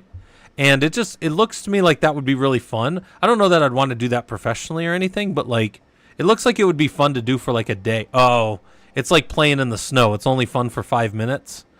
Yeah, I tell people all the time, like, snow looks really fun until you go and get out in it. I'm not a big fan of snow. All right, but do we all agree that this, having a security context of a read-only root file system, even if we didn't know anything about it, is probably something I've mentioned quite a bit? It's an immutable. It's read-only root file system. You can't change the file system. So that's probably the more secure. So let's move this one out. So move this one into insecure, just like we did in the last lab, and we'll check it. It says validation successful. Let's go look at the solution. The solution doesn't tell us, but the tip actually did. Enforcing a read-only root file system is one of the best things you can do. So, yeah, Fisherman, does it like burn your forearms holding that thing when it's vibrating or something? Doesn't seem like it would be. Yeah, plus I just want to do it on concrete, which is probably better than doing it on wood. I feel like you could probably damage wood with something like that. But, okay. So we're going to perform a static analysis on app 2 now. So let's clear this up. I'm going to make this slightly smaller. I made it really big. I'm going to make it a little smaller, and hopefully we can fit everything on here. So let's say let's ls app2 and whoops. Oh, app2 asterisk. So there's a B and a F. So more app2 dash B.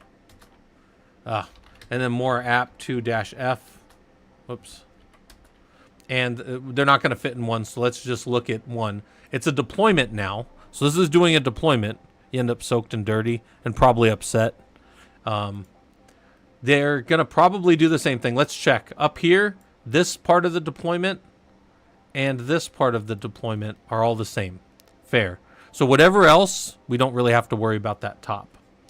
Now down here, we get into the specifics of the container, as we call the container. So the deployment portion of this is about the same between the two. I didn't really see any differences. But down here, inside of this web, we have a security context and we have allow privilege escalation true. So in this container, if somebody took over the web container or managed to execute code, they could be the root user. Down here, we say run as non-root and we give it some BS 10,001 user. So we do not allow privilege escalation. By the way, some of you might be looking at that and going, oh, hold on a second, Scott. Couldn't the other one just have been allow privilege escalation false? And wouldn't that have not allowed somebody to escalate to root? And then wouldn't we have been good? And I say, yes, that would have been valid. But they didn't do that. These guys are running, you cannot be root, and you are some other jerk on the system. You're just some other system user. You're a nobody. You're a big nobody, right? But up here, I say, well, I don't even know who you are. You probably got executed as root because we didn't tell you not to. But you can also be root. So this is less secure, right? Down here, they gave a readiness probe. Doesn't matter. And down here, they didn't give a readiness probe, but they handed it in a very specific container. Also irrelevant to the overall talk. And here they gave the most recent version, and down here they gave a very specific version. So I'd probably say this one's also more secure for that reason. So we need to get rid of this one up here, this app2b. So move app2b insecure. And then let's go look at our tip. Check the security context settings. We did. And then app2b is the least secure. And we check it and it says validation successful. All right. Now, clear the screen, ls. We've got 2 of them for app3. Now, lest you guys think like, hey, you know, he's doing sorcery up here and I couldn't do this. You could be doing these labs directly with me. I've got them pinned on the Twitch side, and it's the most recent thing said on the YouTube side. So you guys can do this stuff with me. There's literally nothing in all the world out there keeping you guys from doing this professionally if you wanted to. And actually, I try to do different things on different days. But one of the things, and you can always ask me anything down in the Discord. You can always ask Fisherman and some of these other guys. Fisherman, you missed the first 2 hours. We did all your stuff the first 2 hours. Yeah, you should definitely be doing some more Bob Blursky stuff. We did all your stuff earlier, so you should see your labs spiking, hopefully, from people doing them. But where I'm going with that is you guys can do this stuff and then go look at the jobs in your area that have Kubernetes in the title. Go look for Kubernetes type stuff. Look for remote work. Look for stuff, and then find out what those people are asking for. And I can almost guarantee you there's stuff on Killercoda for it. If there's not, there's other techniques I've shown you guys where Killercoda has just individual. They have environments you can go into that are just sandboxes, and you can build literally anything you wanted to that fits in that cluster. And a 2-node cluster is pretty okay to do just about any kind of deployment you would want to get ready for certifications, to get ready to go talk to people. Within reason, and I tell you guys this often, within reason, if you're like, hey, Scott, would you show me how to do this stuff? As long as you let me show it down in the Discord where anybody can watch, I will do just about anything you guys want me to in these systems, right? If you're like, hey, you know what, I was doing that, but can you actually deploy those and can you actually do this? I would do all that. As long as it's not just like a one-on-one thing, as long as we're doing it where other people could watch it, that's fine with me. You know, as long as it's got to work around my time, my working, my teaching, and my going to college, right? That kind of stuff. But anyways, let's do this last one real quick. Enough standing on my soapbox. More app 3-8. That's huge, right? Oh, that's a huge one. All right. Let's look at this one first because it's so big. It's doing a service. There's a service on the front end. I see nothing inherently insecure about the service. So I'm almost thinking the service is going to be the same between the two, but that's fine. Then it creates a stateful set. That's curious. Git diff app3 helps with compare. Yeah, you could just diff. Yeah. We come down here and we see some specs and some other stuff, but let's look for specifically security related things. I come down here and I do see a security context privilege true. That's a problem. That's not super secure. I keep coming down here. I see storage class can write. Do I see anything in here about security around that mounted volume? I do not. And all I see is privilege true, which is a bad sign for this first one, if we're being honest. Let's go look at the second one, which I think was a 9. Yep. And in this one, we do just a stateful set, so we don't even have so these are two completely different deployments we're comparing, but that's fine. I come down here and I see security context privilege false. You cannot be root in this container. That's interesting. I go and I pull my MySQL password from some environment key that this is refing a secret key from a secret that's been put into Kubernetes, so that's good. That bodes well for the system. And down here I see nothing else around the ability to read or write. The only things I see in here are the security context differences. And privileged false is what we want, because we don't need this thing to ever be root on the system. So I'm just going to go ahead and say that the unsecure one is the app3-8. So I'm going to move app3-8 to insecure. And then let's go look and see what it says. And it says, look for security context. Yep. And it said we see a usage of privilege true, so somebody could. This does not mean that they have the ability. Like somebody can get in here and just start executing stuff. What it's saying, though, is there a hard wall that stops somebody that actually gets into your container? And the answer is no. It's not. People could, if they knew how to, sudo up, right? So we were good. So the challenge was successful. So that's manual static analysis of Kubernetes files. And I think those two labs are absolutely excellent for the kinds of things you need to know for your CKS, right? Manually analyze your Docker files and manually analyze your Kubernetes files. And it's one of these things where we never know what somebody's going to ask us. So what we can do instead of trying to memorize all the things, we can just kind of know what the security options are and know which the more secure of the two are. And then we can make decisions when we look at two things in that case that weren't even like. So they weren't even the same two things. They were different things. So, all right. Let's do a little system hardening. This is useful. I have some labs on system hardening, but these are specific system hardening tasks to Kubernetes. And these are specific tasks that may come up on a CKS, if you were going to go take your CKS. So I'm going to pin this lab. And I'm probably going to wait. I think an ad's about to start over on the Twitch side, so I'll give it a second. But we'll pin this new lab. Pin. And then I'll post it over on the YouTube side, because, again, I don't think they have a function for doing it any other way. And let's go here and watch it. Make it a little bigger. And there's an unwanted process running which listens on port 1234. So we need to get rid of that.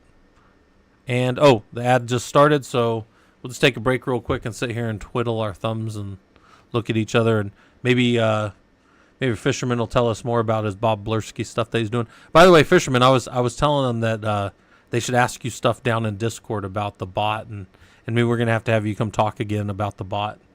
So, sysgnull, I don't have any labs currently for log filtering and formatting. I do have some stuff on sending logs out of systems and putting it into like Loki and then using Grafana to pull out, and you can filter logs that way. But I don't have any direct logs any labs that I've written that are specific about like grepping and uniquing logs and stuff like that. I do have methods that I use to do that, but I don't have any labs on that. I probably could put some of those together. I think that would be useful for people. Also, one other thing, Fisherman, you know what I was thinking, and you can feel free not to do this if you don't want, but if you wanted a cool thing to add to the bot that I think would be fun for people, is the bot does a bunch of different stuff if you guys don't know. But one of the things the bot does is keep track of the user count, and it also introduces and welcomes everybody to the server. Well, what I was thinking, Fisherman, is somebody just popped in today and they were number 1600 to the server, and then we had a whole bunch of people after it. But it would be kind of funny if when the server when the bot was going to introduce people, if it told them you're number 1200 or 1610, you're the 1610th user to the server or something like that. I thought that would be kind of funny. You don't have to. I just thought it would be kind of fun. Or maybe if you had to do it like every 10th user or something. I don't know. You could play with that. But that would be a nice little thing that both does some Python for you, because I know you're doing it all in Python.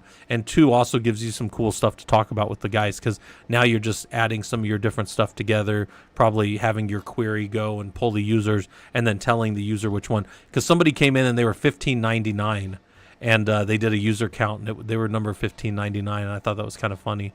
So then I was like, well, what if it just told them, like, you got like a little badge of what number you were on? So I thought that was funny. And then, yeah, also, Fisherman, we were wondering, because I don't remember, I thought your code was public, yeah. So Control Byte and some of the other guys can go do pull requests. And guys, I tell you guys that stuff.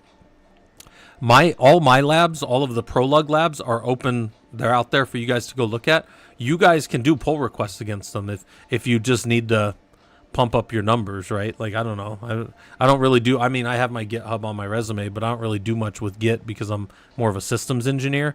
My Git stuff is more just kind of me playing around and stuff. I guess people can go crawl around that stuff if they're interested in it. But all right. So anyway, so that's where we're at. And unwanted process on port 1 through 2, 3, 4. So there's a few ways we can find this. We can do an ss-ntulp grep-i for 1, 2, 3, 4, and it would find the open port right there, and it would tell us that it's this app 1. What? Whoa! Oh my God! Oh my gosh! Oh, I'm getting attacked again. This guy keeps sneaking up on me. This is the grandbaby, guys. This is the grandbaby. Hey, you're on the internets now, dude. Hey, show the internets your muscles. Show the internets your muscles. Show them your muscles. Flex. Show them your muscles. Show them your internets. Show the internets your muscles. Flex the muscles. No. No? Okay. You showed me your muscles earlier. All right. Do you see you? You've got like 100. Not 100. You've got I don't know, about 80 people between the two services. All right. Watch out. Be careful. Nana's gone. Yeah. Nana left for a little bit. Hey, go find your dad. Okay. He's on the internet. He's famous, dude. Yeah, he's very famous. All right. But he was showing his muscle to me. He won't show his muscle to the internet, though. All right. Like I was trying to get him to flex for the internets. Yeah. He's entered through the green screen. He came around the side. Yeah, true cyber. That's the second time today he's snuck up on me, guys. Like I'm like, whoa. What the heck?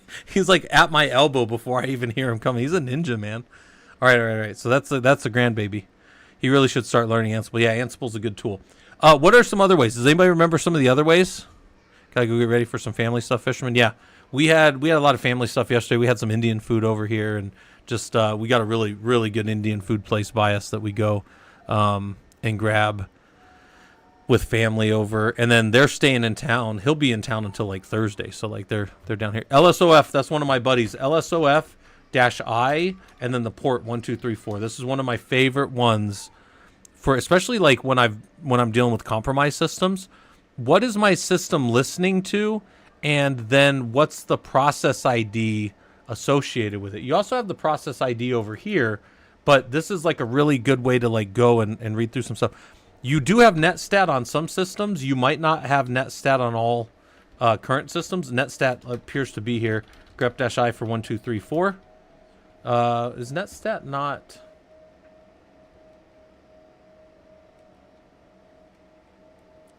Netstat might not be able to give it to us. I don't know why that didn't find it. You don't need the -I, by the way. I was just... Let's try that again. Yeah, there you go. Sometimes when you do netstat, it will try to pick, and it'll hide. So probably what happened there. let me watch this real quick. Cat Etsy services. And whatever. Grep 1234. 1234 is this IPX thing. So very likely when I first did this, if I had done IPX, it would have found it. No, it didn't. Okay. It's possible. Nope. Nope, didn't find it there either. Well, anyways, whatever. A lot of times it forces the number, and it would try to do, instead of 1234, it would have come up as IPX or something like that, because that's where the services are mapped in your system. So, okay, so those are all pretty valid ways to see kind of what's going on inside of this system, right? So it says now kill the process and delete the binary. And I go, okay, so I knew that PSEF grep-i for, what was our process ID there? It was this guy. So how was it? So I paste that there. And there is where it was called from. So here's PS-EF, and it gave us the process ID. We had already found it from the listening port on 1234. And there's where it was called. You could also do this. That's probably the easiest way to do it that I can think of. But there's how the system was called. So pkill, actually we'll just do a kill on 20620. Oops, 20620. Don't kill the wrong process. And then rm-rf bin app1, right? I may also have wanted to, there's probably some other things that I could have done to make sure that it's not like a systemd process and it didn't start. So here I see that it does look like it was started by process 1, which was systemd. So I might have, on a system like this, wanted to go and see, well, what the heck called it? Systemd seemed to have kicked it off, so maybe it was a service. But I'll tell you this, by deleting this, all you're going to have is a broken service now. Like, it just, you still can't execute this anymore because it's gone. But just in case, like, something else had installed it or something, might be good to look at. Anyways, there's a solution. They show you a couple ways. Kill your process, and then check that it's gone. So that's the whole challenge. Just close off some ports. There's a lot of ways to find which port is open on a system, and then to find the associated processes and things that are looking at it. So this is a skill that doesn't go away, and it's a skill that you kind of need to be ready, because if anything's ever wrong with a server and you're trying to figure out why things are connecting to it and why, you know, certain things are running or whatever, you can go in very quickly and kind of figure out what's happening on your servers. So no servers exist in a vacuum. They all are connected to a network in some way. So you need to know your tools to see how things are flowing in and out of the server. It's a very important kind of sysadmin type thing. Okay. So we did all that. Then the next one here is, again, these are pretty straightforward little labs here right at the end of this. System hardening by removing packages. So I'm going to go here. I'm going to pin this one. So I'll unpin it on the Twitch side. Unpin that message. Pin this. And I'll drop it in on the YouTube side because, you know, YouTube doesn't pin. But we'll drop it over there for anybody that wants to do the lab with us. These are not my labs. These are just labs inside of Killercoda that I think are great. Your team has decided to use KubeBench via daemon set instead of installing it via package manager. Go ahead and remove the KubeBench package using the default package manager. So you have a default package manager on most Linux systems. You should know what that is based on the systems you're in. We have apt. So it's not apt to get anymore, it's just apt. And we can remove. So actually, let's not do that yet. KubeBench has been installed via the package manager. Can we verify that? dpkg-l grep-i for cube bench. That's fine. We'll look for the whole thing. Is KubeBench there? Yeah, it is. And it was installed by the package manager. Because dpkg keeps track of all the packages that have been installed by apt on the system, right? So apt remove KubeBench. Let's see what it says. KubeBench package will be removed, and it'll save some space. We'll save in 24.5 megs. Don't use that all in one place. Don't use that all in one web page that you download, right? Anyway, so we'll download it, and it's saying, hey, there's some other stuff and there's some things that I can't delete, like user local. Well, I'm glad it's not deleting user local, but it kind of cleaned up, told us what it could do and what it couldn't do, and then we'll go ahead and check it, and the validation's successful. So you got rid of it. You got rid of that tool. Then it says the package vsftpd has been installed. Don't uninstall it, just stop the service. So dpkg-l grep-i for vsftpd. That's the very secure FTP daemon, right? And I say, oh, hold on. I'm not supposed to delete it, but I need to stop the service. Well, how do I know if the service is running? I could do a ps-ef grep-i for vsftpd, but there's a little bit more baked in tool for that. Does anybody know what that more baked in tool was? They said that it's running as a service, so that means that it's probably a certain type of set of commands, right? Oh, by the way, why is this not running? This is my background, right? This is my, oh, there it is. Okay. Sometimes that breaks after a few hours, the my closed captioning. And I had that also in the background in case I ran out of things to talk about. We were just going to talk security stuff. We were just going to talk through, and I was just going to draw on the screen while we talked through all the ISC squared security concepts and stuff. So, you know, because people like security too. So, but we're doing lab stuff. So what's our command? Systemctl, right? Systemctl, and I don't know what it is. So by the way, what if I didn't know what the name of the service was? Does anybody know how I'd find it? This is systemctl by itself. I'm just going to pipe it to a word count -l. Will dump all the system services. Did you guys know that? So you'll see that if you ever watched me, like throughout the day, if you shadowed me for a day, one, you'd find out I was a madman, if you don't already know that. And two, you would find that you can check very easily right here. I can just look for everything that's a service in here that has FTP in it. So I'm going to let the system do the thinking for me. I tell you guys this all the time. You don't do stuff nearly as fast as the system does.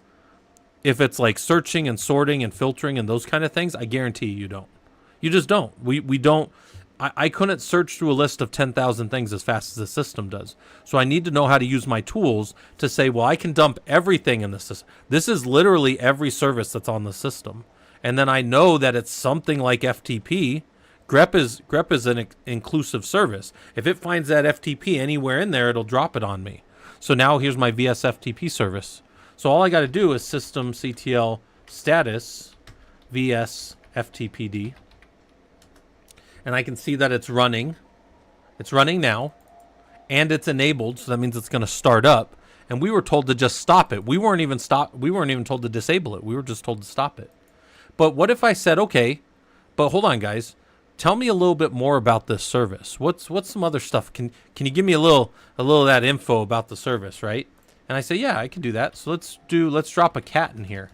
Do you guys know that there's a systemctl cat command? This is one of my favorite commands. Somebody, Michael Pessa showed me this a while back. He's one of our kind of he's a senior DevOps guy. And he showed me this, and I love it. So it's going to show me exactly where systemctl found that service file. By the way, there's like 20 places in your system that you can install service files. Yeah, don't drop the cat. So the cat will show you this is the exact file, and this is exactly how that command was started.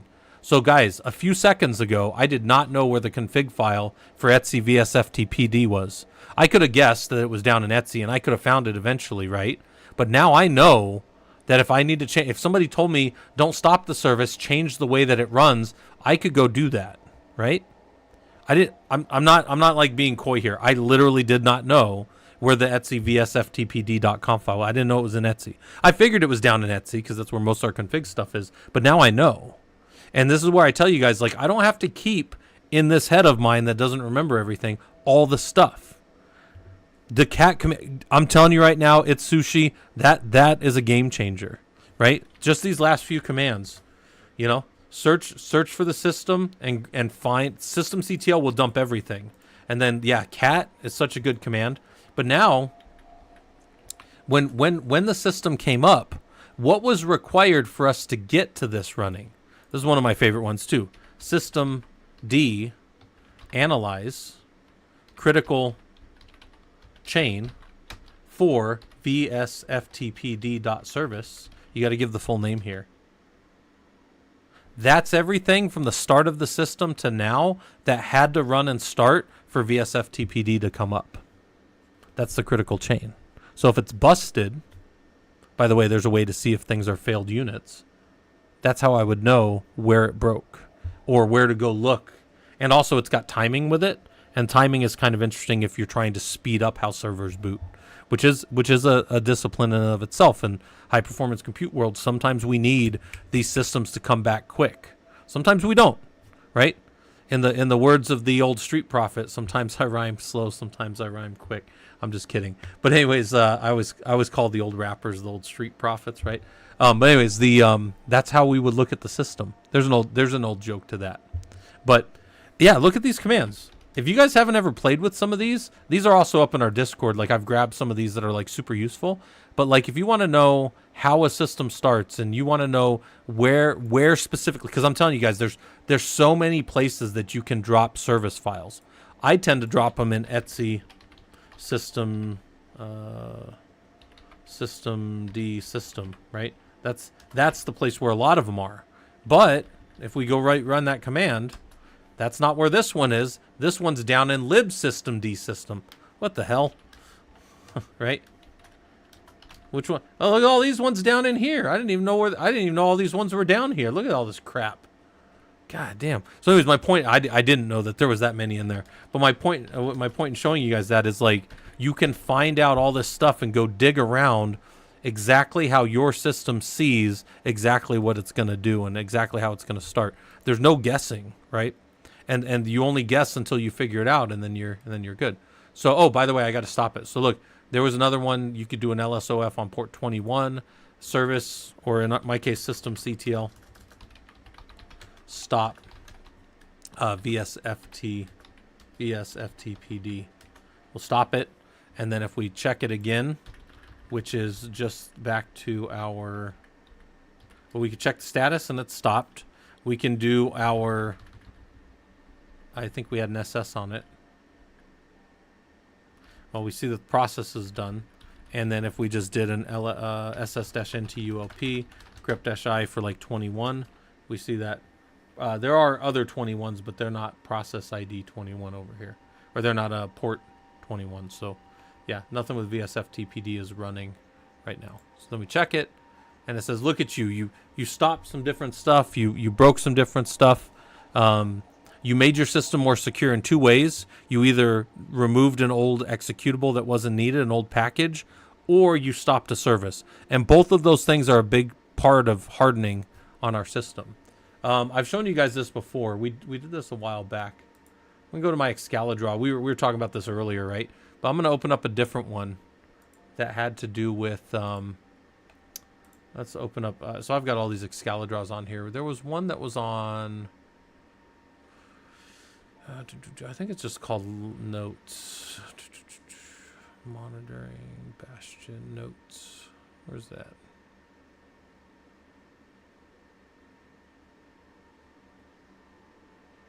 Is it just one of our notes ones?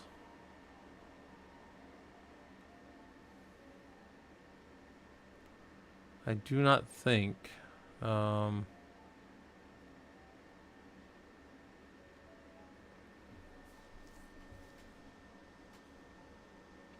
I don't think I called this. I don't think this was a very good name.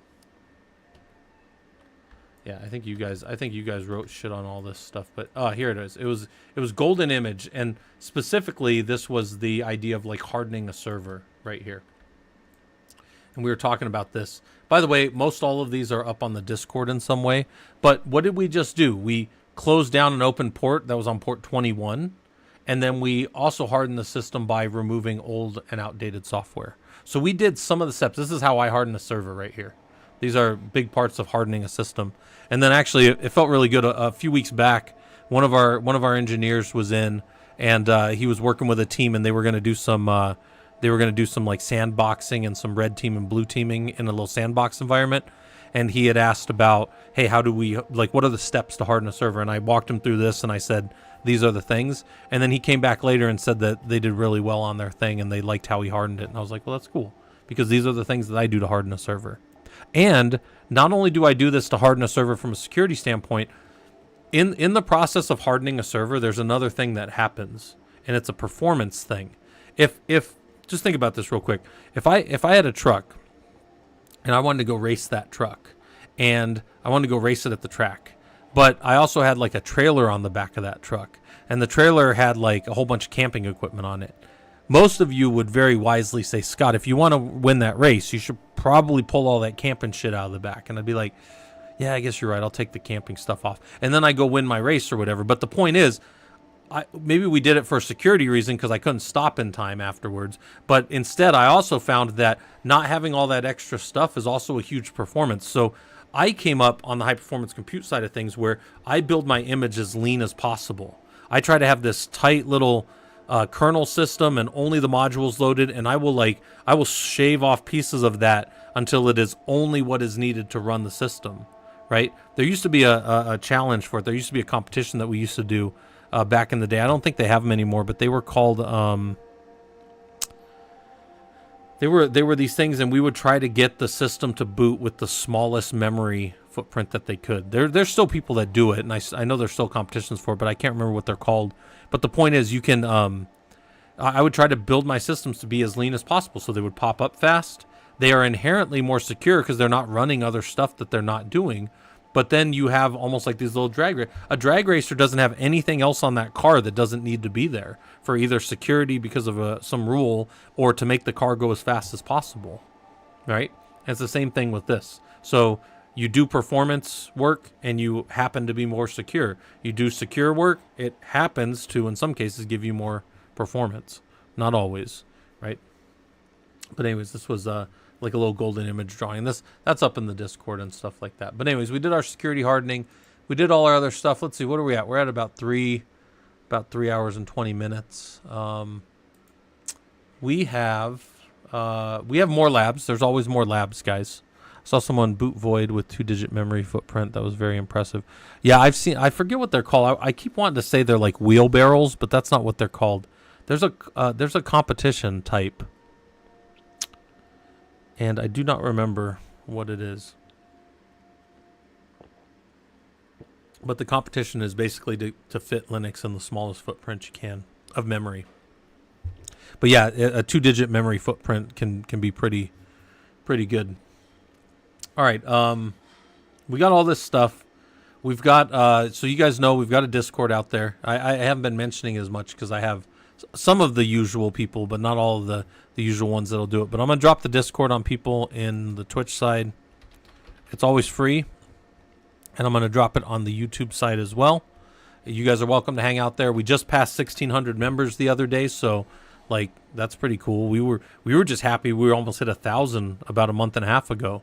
We hit 1,000 people, and then we started kind of getting a little more popular on YouTube. And the goal of this stream, the goal of this group, is to get people that do this stuff as amateurs and as hobbyists. Like, by the way, amateur doesn't mean you're not good at something. Sometimes people in America, we equate amateur to like a guy who doesn't do it as well as a pro. That is not true. An amateur can be very good at things, but the pro gets paid for them. That's the main distinction, not who's really better. Although, in sports and stuff, the pro tends to be better than the amateur, which is what most people think of. But my point of this is most of us are amateurs. Most of us are hobbyists. We have our home labs. We have the stuff we like to play with. But I want you guys to also know you can do this stuff professionally. You can take that hobby and that thing you like to do and go turn it into an actual profession. And there's nothing in here that is unattainable for you to learn how to do. Go put it on a resume, get the job somewhere. Even if you're a junior and work your way up, it's all very attainable. Are certs a good way to start? Sure. Is college good? Sure.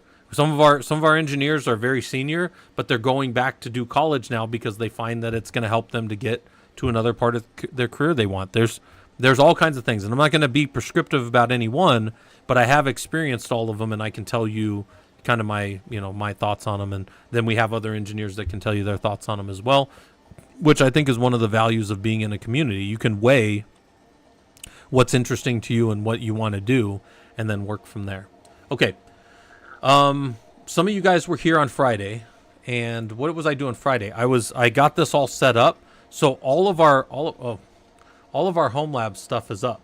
Let's go see if we can get in here. See if this thing connects. Exit. Get back to home. Yeah, go back to home. All of these things are up in the home lab, so expect this to be... I'm not going to leave that too bright. But expect probably by the end of tonight, maybe tomorrow, because tomorrow's Memorial Day in the U.S., so probably tomorrow I will get the posting. It's going to be going every day. It's going to give you the health check of the home lab environment, and it's going to tell you how to get access to the home lab environment. So if you guys don't know, there's all the Killercoda stuff that you guys can use forever, right? That's Killercoda. Get in there. But there's also our ProLug lab environment in my home lab, and that's the kind of moved off environment. And there's kind of two ways we're going to run that. The first way is we're going to have the labs open and you guys can get in the nodes and do whatever. And then we're going to clean up the nodes, and I'm going to have a whole build process for that that's built out. We've built that on stream before. But the other thing we're going to do with it is probably on like Friday and Saturday nights, I'm just going to have like bug bounty time. I'm just going to tell you guys, do whatever you want, attack it. And you know, then we'll just clean up the environment and come back. But as with any bug bounty, you got to do a write-up. You got to explain what you did. And then you have to, we'll have some kind of prizes. I don't know what they'll be. They'll probably be up to monetary prizes, but I don't know exactly what they're going to look like. But that'll be all handled down through the Discord, so we'll work on that stuff.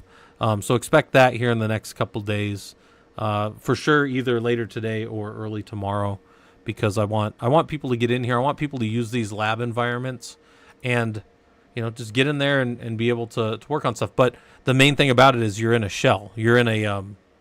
You're directly in a web shell here. So I'm gonna work up on the drawings for this so everybody knows how to connect, and then I've got to get my Ansible that just does the check and writes out to the Discord, so it'll give the status and how much usage we've had, and I think that'll be pretty good. By the way, we haven't any real Ranger checks today, so there's Ranger. I've shown Ranger a couple times, but we didn't have any Ranger checks. So there's Ranger. He's laying there. His other bed is in the other room so that he could kind of play in the other room when we were doing games with the grandkid. So you guys have seen the grandkid pop up on stream a couple times now. So hopefully if somebody didn't get any clips of that, I'll have to go back and manually clip it later, but that'll be good. Other than that, we're still working on, you know, the ProLug is still a bunch of us working on stuff. Me and Fisherman are going to be working on the AWS, that new AWS data analytics, or there's a new data engineering cert from AWS, and he and I are going to be working on that. So if anybody's interested in that, hop down in our Discord in the certification topic channel and read. There's like a 33% off voucher that I think is still good. I got to go check, because if not, I'm not going to get the 33% off. But the point is, you can go in there and you can start working on that. Yeah, Ranger's got at least 2 beds at any given time. No, that's Ranger's a dog. No. He's a dog. He's just laying funny. It would be funny if he was a kangaroo, though, wouldn't it? Yeah, no. Ranger's definitely a dog. He's almost 13, so he's quite old. He'll be 13 in November, if he can make it. He's shaking a little bit when he stands up, which is kind of worrying me. No, you're just high. That's funny. No, expert. That's Ranger dog. Some of you guys have seen Ranger. If anybody follows the stream, it'll post up Ranger, and you guys will see what Ranger looks like when he's unimpressed with us as systems engineers and such. So, okay. Mention again what you were doing with AWS and Discord. Yeah, MZ Fitness. There's a new AWS. AWS has data engineer certification. There's a new one, and yeah, this is a brand new cert. They're data engineer associate, and me and one of the other guys, Fisherman, we're gonna get ready for it. Let me pull it up here real quick. Hold on. We'll go up to our look. There's all it's wild. There's a lot more people talking in here now than normal. But in our certification channel, if I go up a little bit, I think Fisherman had dropped it in here. I'm hoping it's still active. If not, it's not that big of a deal. Here it is. Hold on. Let's see if it's still open. I don't know if this will still come up. Yeah, join the challenge and get off. So you can register for the challenge. I'll link this to you guys if you want. I think right here. We don't need all the tracking stuff. Let's see. Does it work without the tracking? Yes. Okay. I have a lot of expert sheet. I have a lot of jokes about cats down in the Discord, but I don't actually own a cat. I don't have a cat. I just hang out with other people's cats. So yeah, we're going to be studying this. So we're going to be working on this and getting ready for this. There's a little thing you can register and then get in and get 33% off. So the cert's 150, so 33% off of that's about it. It's only $100 for the cert. That's better than a kick in the pants anyways, right? And then we can get ready for it. Trevor, I know that guy. I think I have this guy on my LinkedIn or something. I think somebody I know knows him or follows him or something. I see him pop up on my LinkedIn. So he's one of their senior solutions architects over there. We also have some of their senior guys down in our Discord as well, if you guys don't know, but we have a fair amount of senior engineers and architects from different areas. I have a few Azure architects that hang out in there, for sure, at least a few of them, and probably a bunch that haven't identified themselves yet either too. So, all right. So that's today. We will probably be streaming a little bit tomorrow. Tomorrow's Memorial Day in the U.S., so if you're in the U.S., make sure you pour some out for the Fallen and all that good stuff. And for anybody that is outside the U.S., make sure you're doing whatever you do. I will probably be on for a little bit at least, probably working through some labs and stuff. I might be closing out the getting this stuff ready for everybody in the Discord for the Prolog group, but that'll be what we do. All right. I'm going to find somebody to raid on the Twitch side. On the YouTube side, I got nothing for you guys. Sorry. I don't have anything cool that I can do. But I will tell you, keep hanging out. Keep working on in the Discord if this is interesting stuff to you. And let's go find somebody to raid on the Twitch side. Let's see. Who's on right now? Who's doing some fun stuff out there in the world? There's some Mecha Bells. So we'll go raid. Who's on? Let's go find somebody in our same category at least. Maybe similar size. Some generative AI stuff.